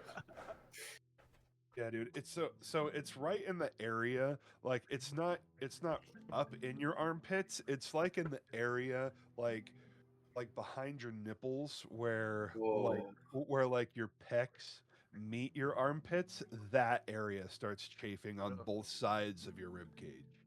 Oh. So he's like walking around like a scarecrow with his arms like cattywampus outside of like his body. Yeah. And he just I'm can't. almost T-posing. Yeah. And he just can't find relief. That chainmail is just touching it the wrong way, dude. It's just too wet. Mm-hmm. I fucking love this. I love when the dice agree with me. Fucking Volcans Drogoth's and got 20. Volcans and Ardok, you guys are relatively fine. You're just a little bit warmer than what you're used to. Yeah, it's fucking muggy. Fucking Yeah. muggy. Uh, So guys, do any of you want to? And my elbows are just up. Do any of you guys want to?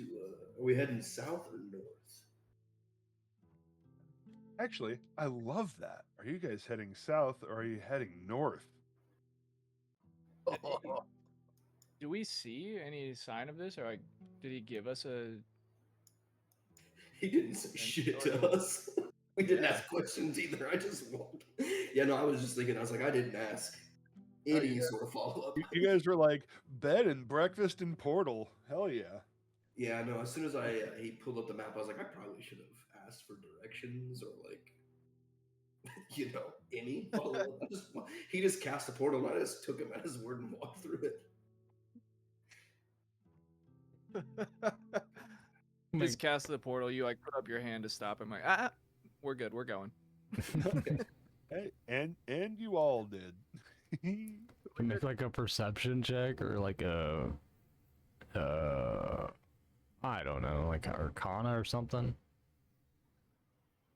No, you guys are Nature throwing. check, probably. No, all y'all are throwing fucking arcana and investigations like it's your fucking job. Let's do a more creative roll.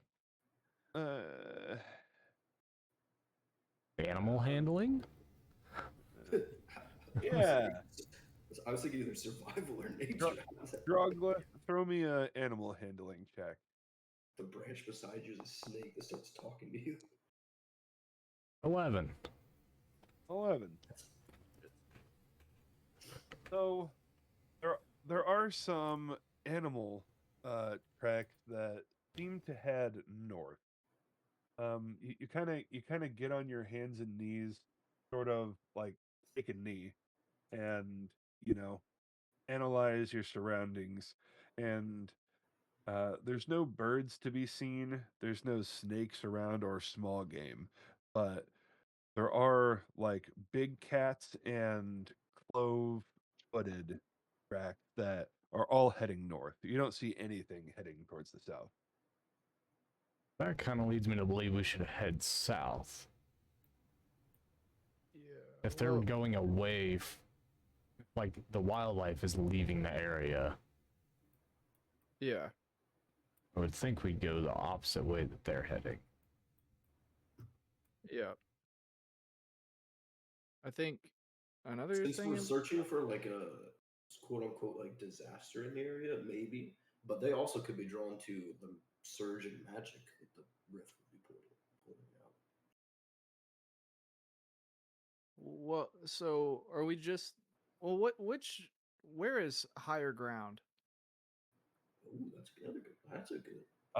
So you guys can actually see as far as your hand in front of your face and the rain and the dense trees, but really, from actually, we'll say Alaric, you would be able to tell them that this isn't a very like hilly terrain. It's very wavy and very swampy. There's not many peaks or higher ground. It just seems that you're on a hill here and then you're down in the mud and shit over there. So the topography doesn't really change much. We're just kind of here. Yep. It's all up and down as far as you guys are going to be able to go. Well, Droglith, you think we go south? The wildlife seems to be leaving the area and heading north. My guess is they're leaving something dangerous. Even the big game is leaving. The cats, the predators, they're all going north.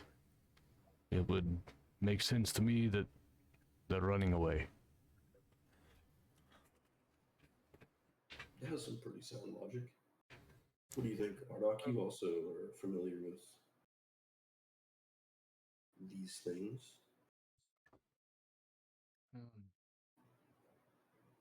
Ardoc isn't sure, and I just want to like clarify the visibility was how poor. Like it's like our hand in front of us.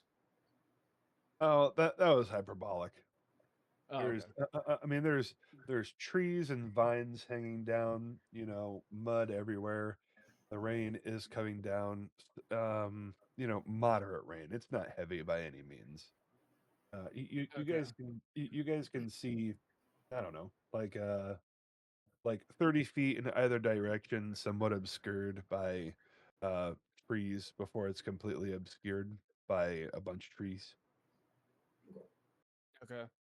Um. So Ardoc will respond to Lark, say he's unsure, and then I'm gonna cast Levitate on myself. Oh shit!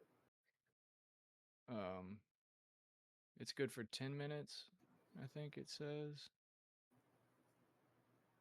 Yeah, concentration or up to 10 minutes. Um,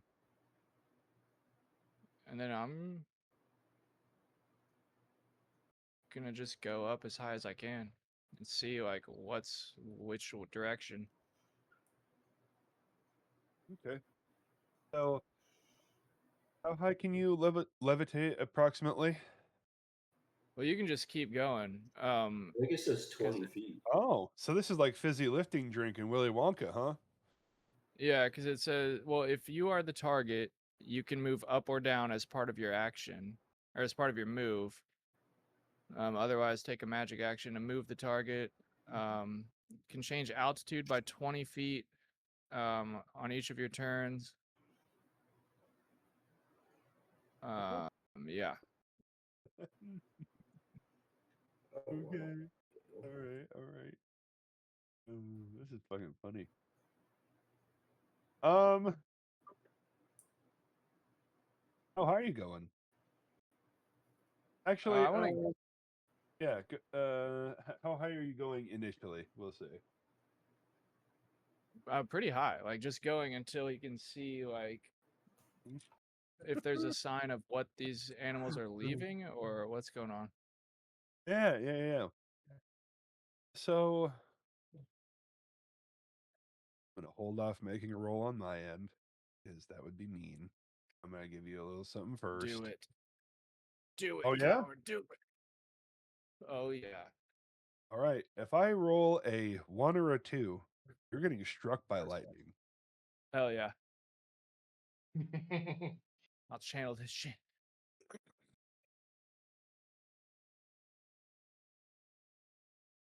Cody.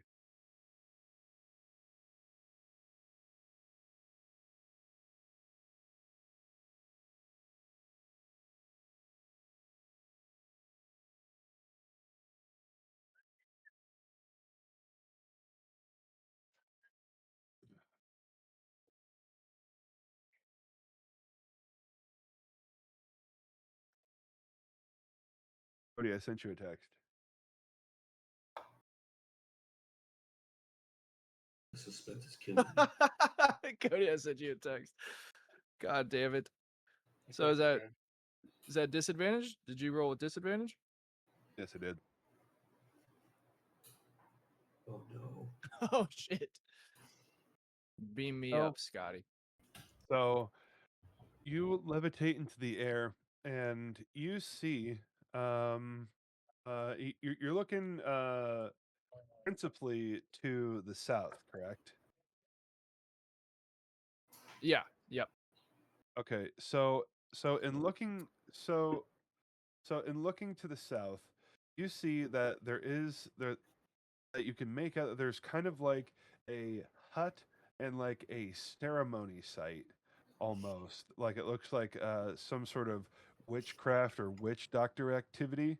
And as you go a little bit higher, you can see that there are some like giant pumpkins in the background, and you can actually see that there's faces carved in them. So there's these enormous, like buried in these huge towering trees, like these giant jack-o'-lanterns that seem to be like houses. And you can see a really ominous glowing light from there, which could be construed with, the kind of glowing light that you guys saw coming through the rift. And do you peek behind you, like towards the north at all? Yeah, I'd probably look everywhere. Okay.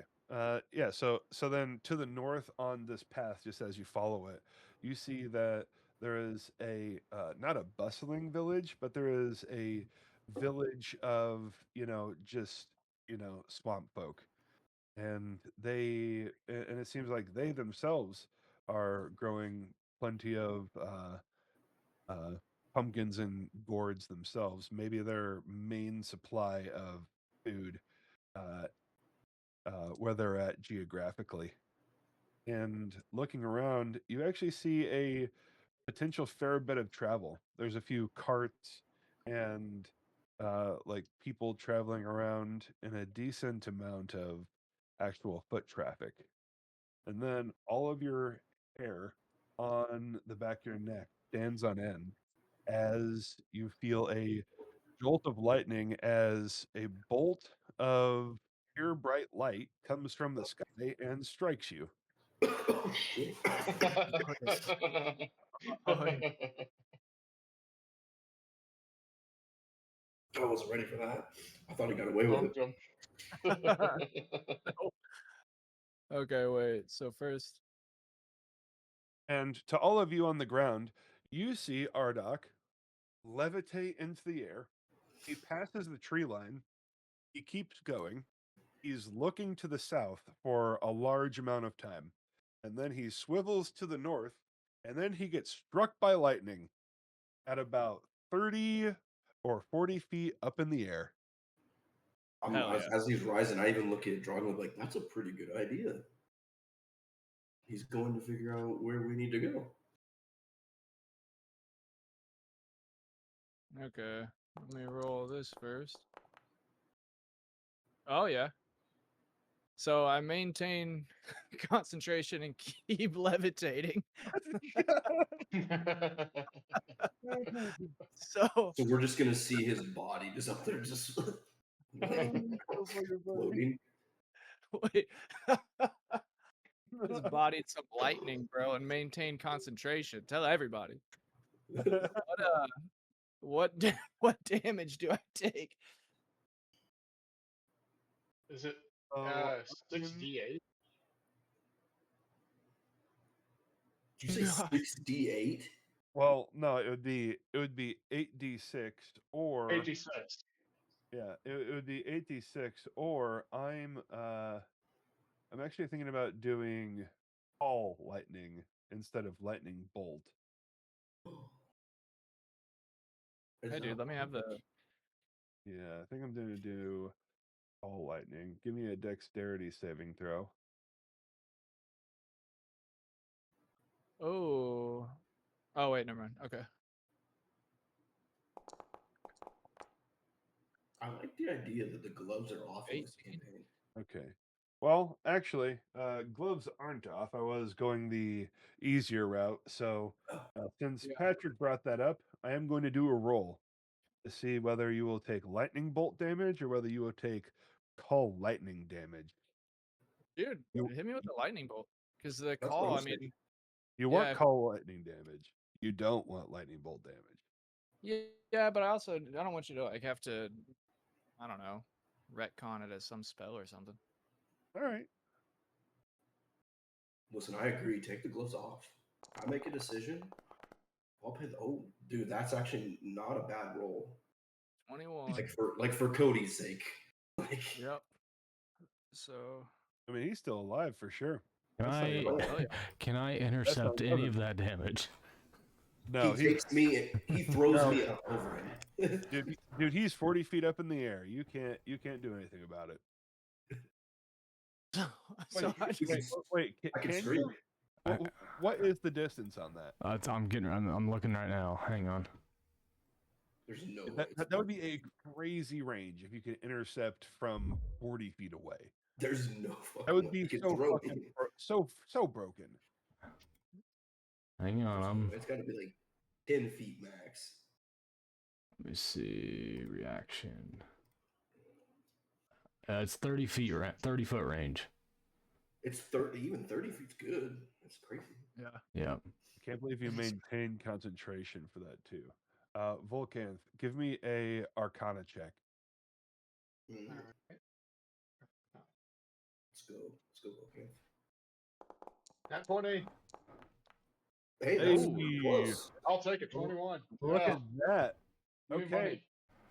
Yeah, so as that bolt of lightning strikes Ardok up in the air, you immediately realize that it is just a bolt of lightning. Okay. That's ain't insightful at all. That's crazy. There That's is, there is no motherfucker that actually cast that. It is just it's just a thunderstorm and a guy levitating in the air. He's just I love unlucky the as hell. fact. Good job. I love the Amazing. fact that a 21 got you. Yeah, he got struck by lightning by a storm. No, I can't tell if he's unlucky or lucky. Get that man a scratcher's ticket. I fucking cried. That's good. Yeah, nobody cast this, but he got hit. All right, I think Ardok. So Trogdor figured that out too. Ardok. So where's your mind at right now? You know, a little static. It's all over the place. No. I feel like that happens just completely fucks Ardok up. But he doesn't break concentration. Doesn't really respond at all, like physically that you guys can see, and then he'll just kind of like lower himself back down to the ground, like smoking a little bit. Now hold on. While you're up there, would you like to make a perception check? Oh yeah, for sure. Because I'm saying that after all of that, I would definitely like to give you a chance to get a little bit more, if your Oh, okay. perception's up there. Hell yeah. Then yeah. So while I'm still up there,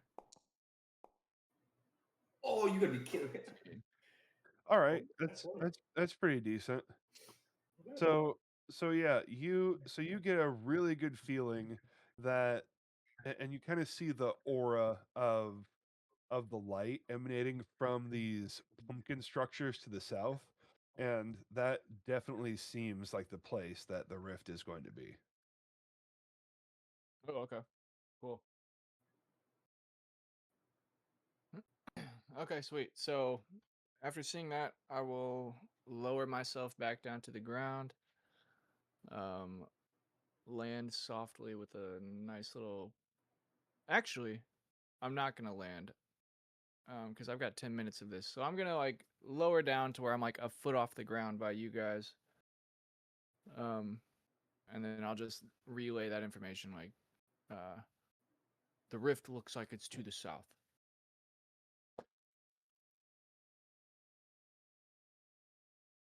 Yeah, see if you guys want to go that way. Yeah. Wildlife never lies. Looks like Ardok didn't have to get struck by lightning after all. I wasn't gonna say it, but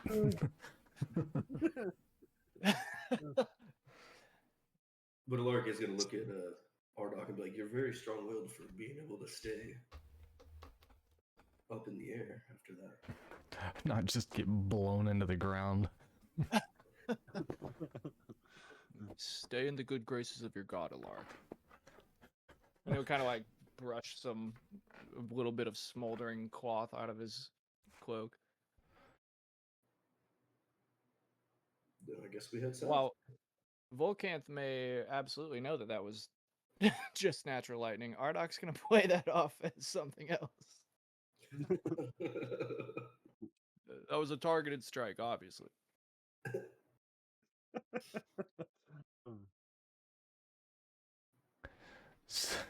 Should we Should we try to get the? Does anybody have any healing spells? I do not. Yeah, I think this is a full non-healing party.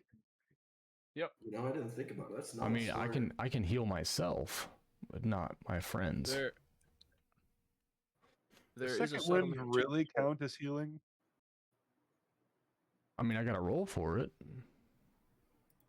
Yeah, I suppose it does. I didn't think to grab any because it's not quote unquote in my school of magic. He's- yeah. So it's 1d10 plus 5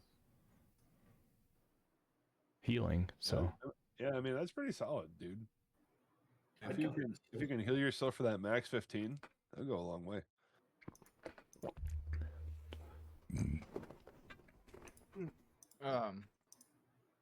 but yeah, I'm gonna tell the group about the settlement to the north. In case we want to, like, even without me being fucked right now, like 14 out of 35. I was thinking like we didn't fucking supply up at all for this. Like I would like health potions regardless. Do we think the small village would have those sort of supplies? This is a magical world. You would have no reason not to think they would have stuff. All right. Alaric will just look up and be like, maybe the village. Ardok does raise a good point. Maybe we go scout the village out beforehand, before rushing into another battle. did Ardok happen to look north to see if there was anything to the north? That's where the village I think is. that's where the Oh, that's where the village is. Okay, sorry. I missed that. So I think north is where we're gonna go first. Yeah, let's tally ho. Get Ardok a little R&R for a minute. Let him Nice shoulder let him rub. uncharge for a minute, you know. Why not? He's a little charged. Ardok, you look a little shocked. What did you see?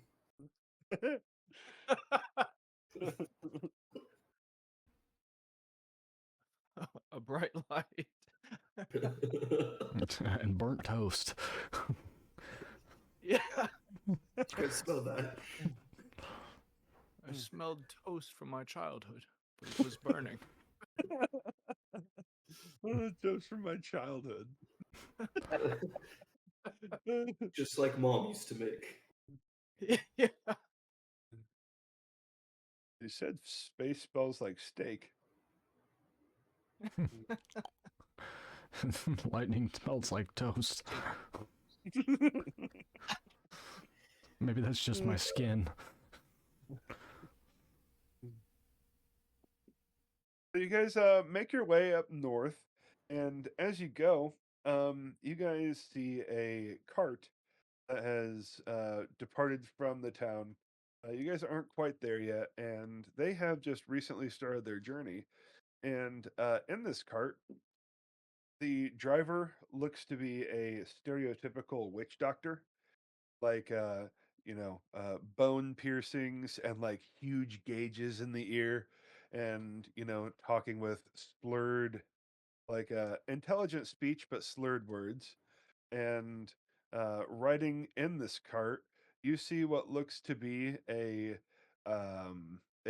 halfling woman who has several tattoos down her arms and one on the small of her back. And it looks to be the tattoo on the small of her back is definitely a little bit bigger than what you would expect it to be on a halfling woman. And it looks to be like a hedgehog or like a groundhog on the back. And there's two other riders in this cart, and the people in the back seem to be partying pretty hardy. And the halfling woman is actually whirling around and dancing up on one of the other two passengers as they're going down. And the witch doctor is just kind of chanting and, saying stuff happily, and looks over at you guys and sees a smoldered Ardok. And the witch doctor says, "Hey, you, what you need, bud?"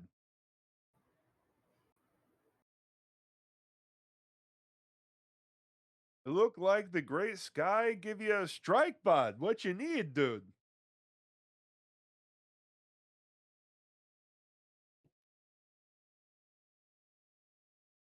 Yeah, are I you think he's muted, talking. Cody? You'll have to excuse our friend. He's a little singed right now. Oh, definitely rattled by the lightning bud from the great sky. What about the rest of yous?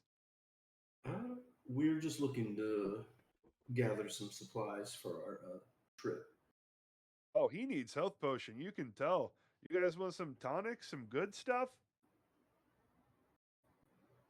Can Yes, I make a check to please. know if this guy's gonna rip us off? Like, is he's like selling like just like is this gonna be fake shit? Yeah. Give me a yeah, investigation. Fuck.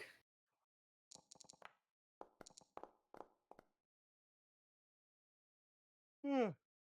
Yeah. Oh, he seems fine. Yeah, yeah. We'll take quite a few of your best tonics. Oh yeah, man. I got you. Oh, what you need? I got a lot of best tonics. Haha. You need the healing tonics, or do you need the damage tonics, or you need the frenzy tonics, or do you need the lightning tonics? Not this guy, am I right? He needs a healing tonic. We're definitely gonna need several of your healing tonics for sure. He like gets up and kind of bends over the cart. All the bones on his like necklace and war dress are just kind of like rattling as he gets in there, and he pulls up what looks to be, you know, straight up healing potions and tonics and other assorted potions. Hey, by the way, Cody, if you're talking, you're on mute still. No, sorry, I went to the bathroom, but I'm back. Oh, okay. I've been back. Yeah, this guy was talking to you originally. What? But honestly, I think it kind of worked Oh, out. sorry. But it's okay because Ardok was zapped and spacing out. Yeah. What, Okay, wait. This took over 10 minutes, I'm assuming, for us to walk here. Yeah, Or so was it? Ardok's been really spacing out, dude. So now he's walking. Yeah. Yeah. What does that damage tonics do? I'm assuming it boosts your damage. Oh, Oh, you dude. don't say. Oh, and he kind of looks like straight up at you, like he's a shorter than average human. He's like, oh, dude, you like this shit. Did he just say dude? Mm-hmm. We just met the most surfer bro potion master ever. Yeah. Yeah. Yeah. His name's Zangief. What's a surfer man? Someone who rides a plank of wood on water.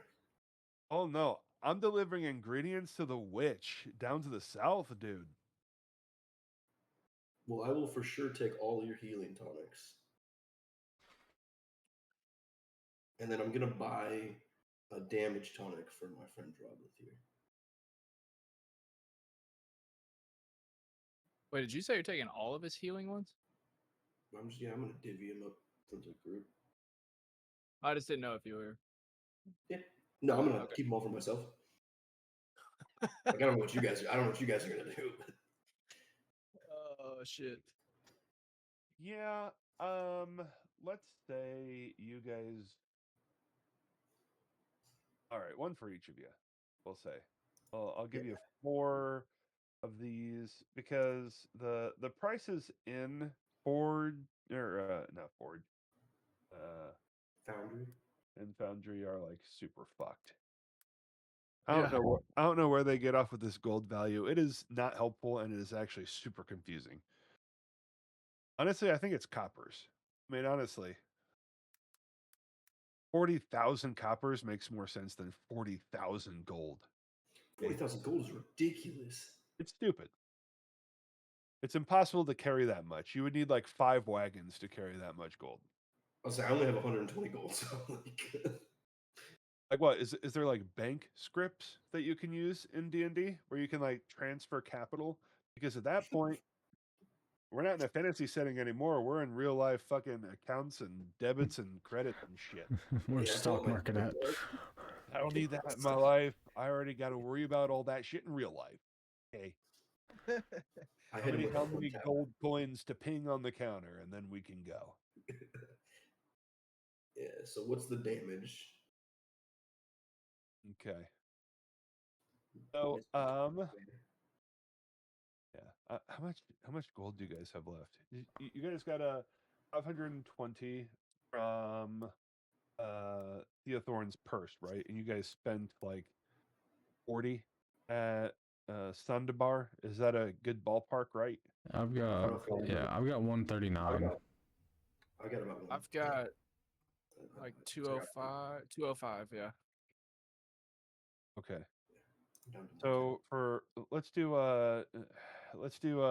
20 gold per health potion. and you said there was 4 of them, so 80. Okay. We'll do Do you need to split that up at all, Olar? I mean, yeah, if everyone just wants to minus 20 off of theirs. Yeah, Okay, we'll cool. do that. Yep. Okay. And then the Sweet. And then then, the then everyone can the, add their then the own. potion of damage is 1d6 force damage on the target. Oh.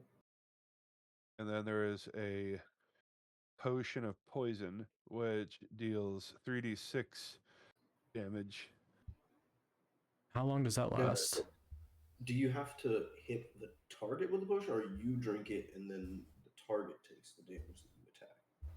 So, yeah. So the potion of damaging on hit, the target takes 1d6 force damage.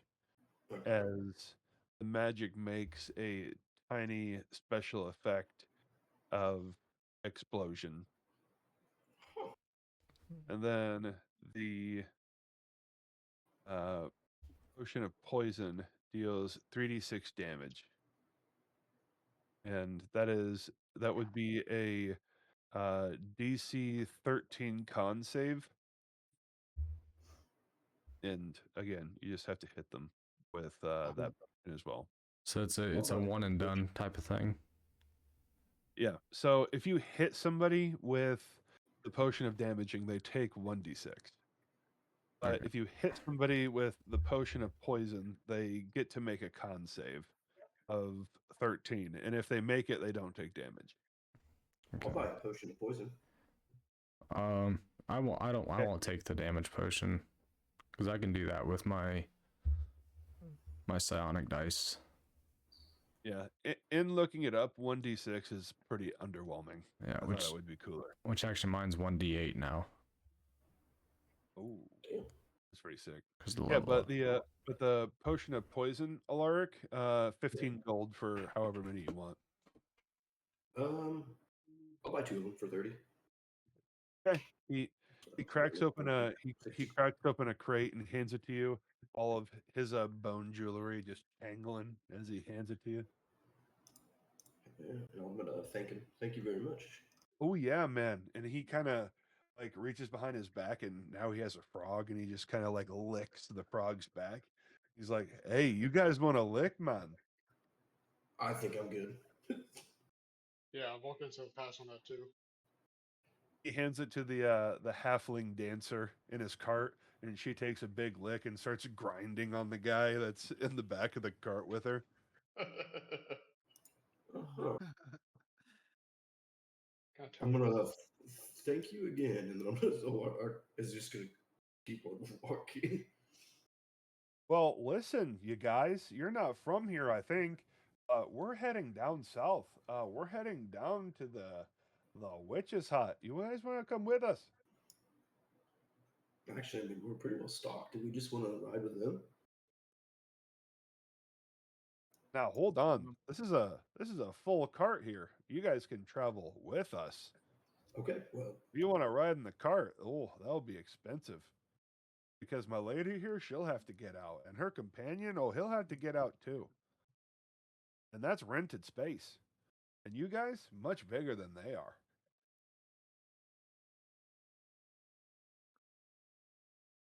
Well, regardless, do we, now that we are stocked up, do we just actually want to head south? Um, Or do you Ardoc still would check like out to the village? rest. Okay, yeah, we'll be all right. I think we're still gonna go check out the village, but we appreciate the But- offer. Oh no, I harshed the vibe, dude. I didn't mean to tell you that. You could have walked with us. You just can't get in the cart. It's obviously full. Well, we're going to rest. You may go. Thank you. Oh You no. may go. Oh no. Just dismiss. You may go. Wait, I want to like, as he's like turning around or whatever, as Drogwith tells him he can go. I want to kind of like put up a hand and be like, the witch, please tell us more. Yeah, the witch doctor's like kind of falling into a bad trip now because he feels like he harshed the vibe by telling you guys you couldn't get in the back of the cart. So he's definitely getting a little bit of a rebound, hearing that you want to know more information. But he's also like not in the mind space to tell you more right now. I'll pull out a gold coin. Just kind of Oh like, no, man! Am I just a prostitute now? Like no one likes my trade anymore? Oh, dude. so I'm gonna like look at him, like square my shoulders towards him, and be like, does shopkeep look down on prostitutes? You Ooh. You look into his eyes and you see a very dilated, pupiled eyed. This guy just mouth wide open, staring up at this scary orc. He's like, "Oh, dude, oh, I don't know, man."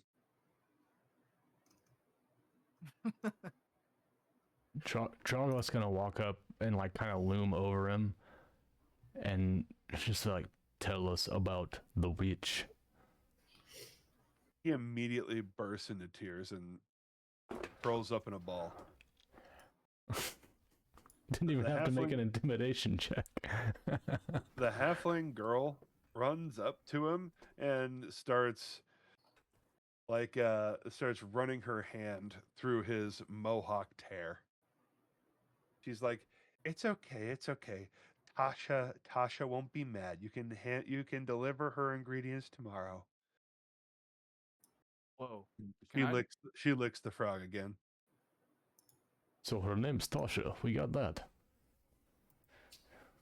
Can I do like a history check? Yeah. Or...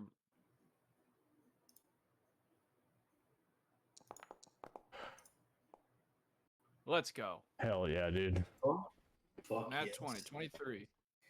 So you've heard of a witch that has invented her own spells before and is a daughter of a already renowned witch of the name of Baba Yaga.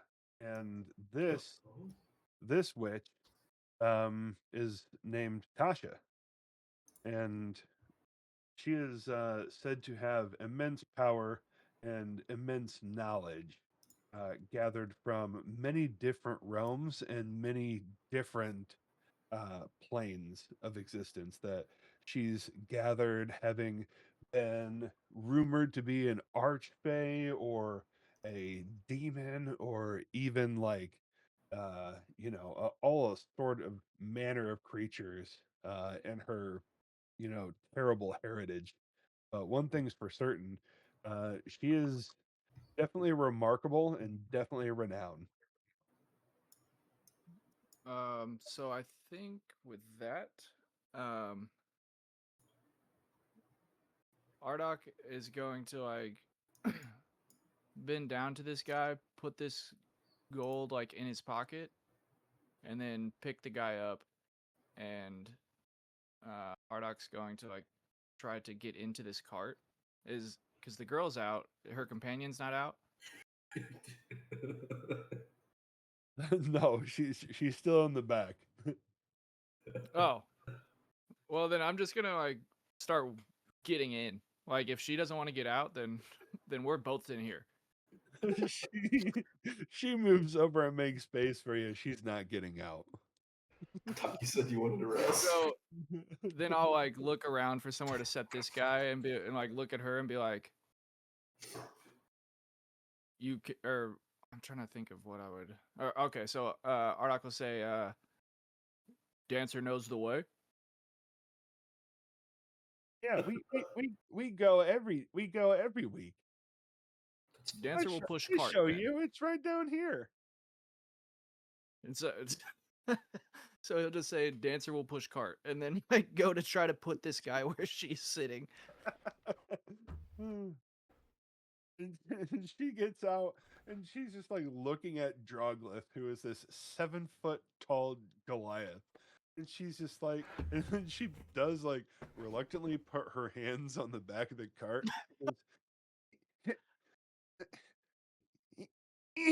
And then she sits down. Oh, oh, oh. I'm gonna try to smack this guy awake, gently smack. So wait, how was the cart moving before? Hey, man, are you stealing my cart, man?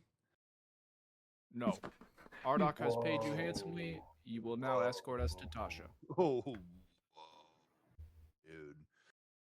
Okay, let's go. Sounds like the chicken from Surf's Up. Does- I can feel it in my nuggets.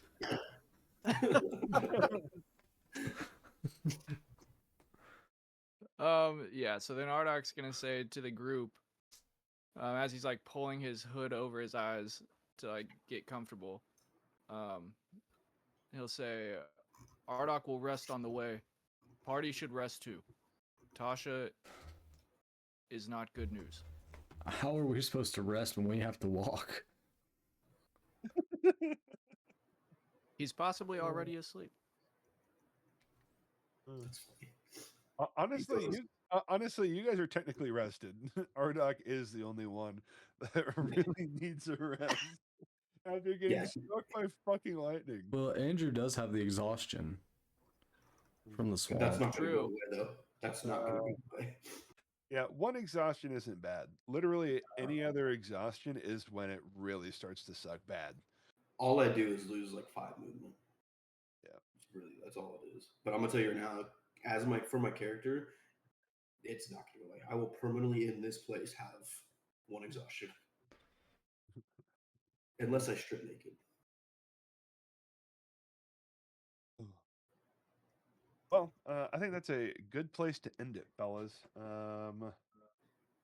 not a bad place. Because that ends up adding a lot of prep on my end.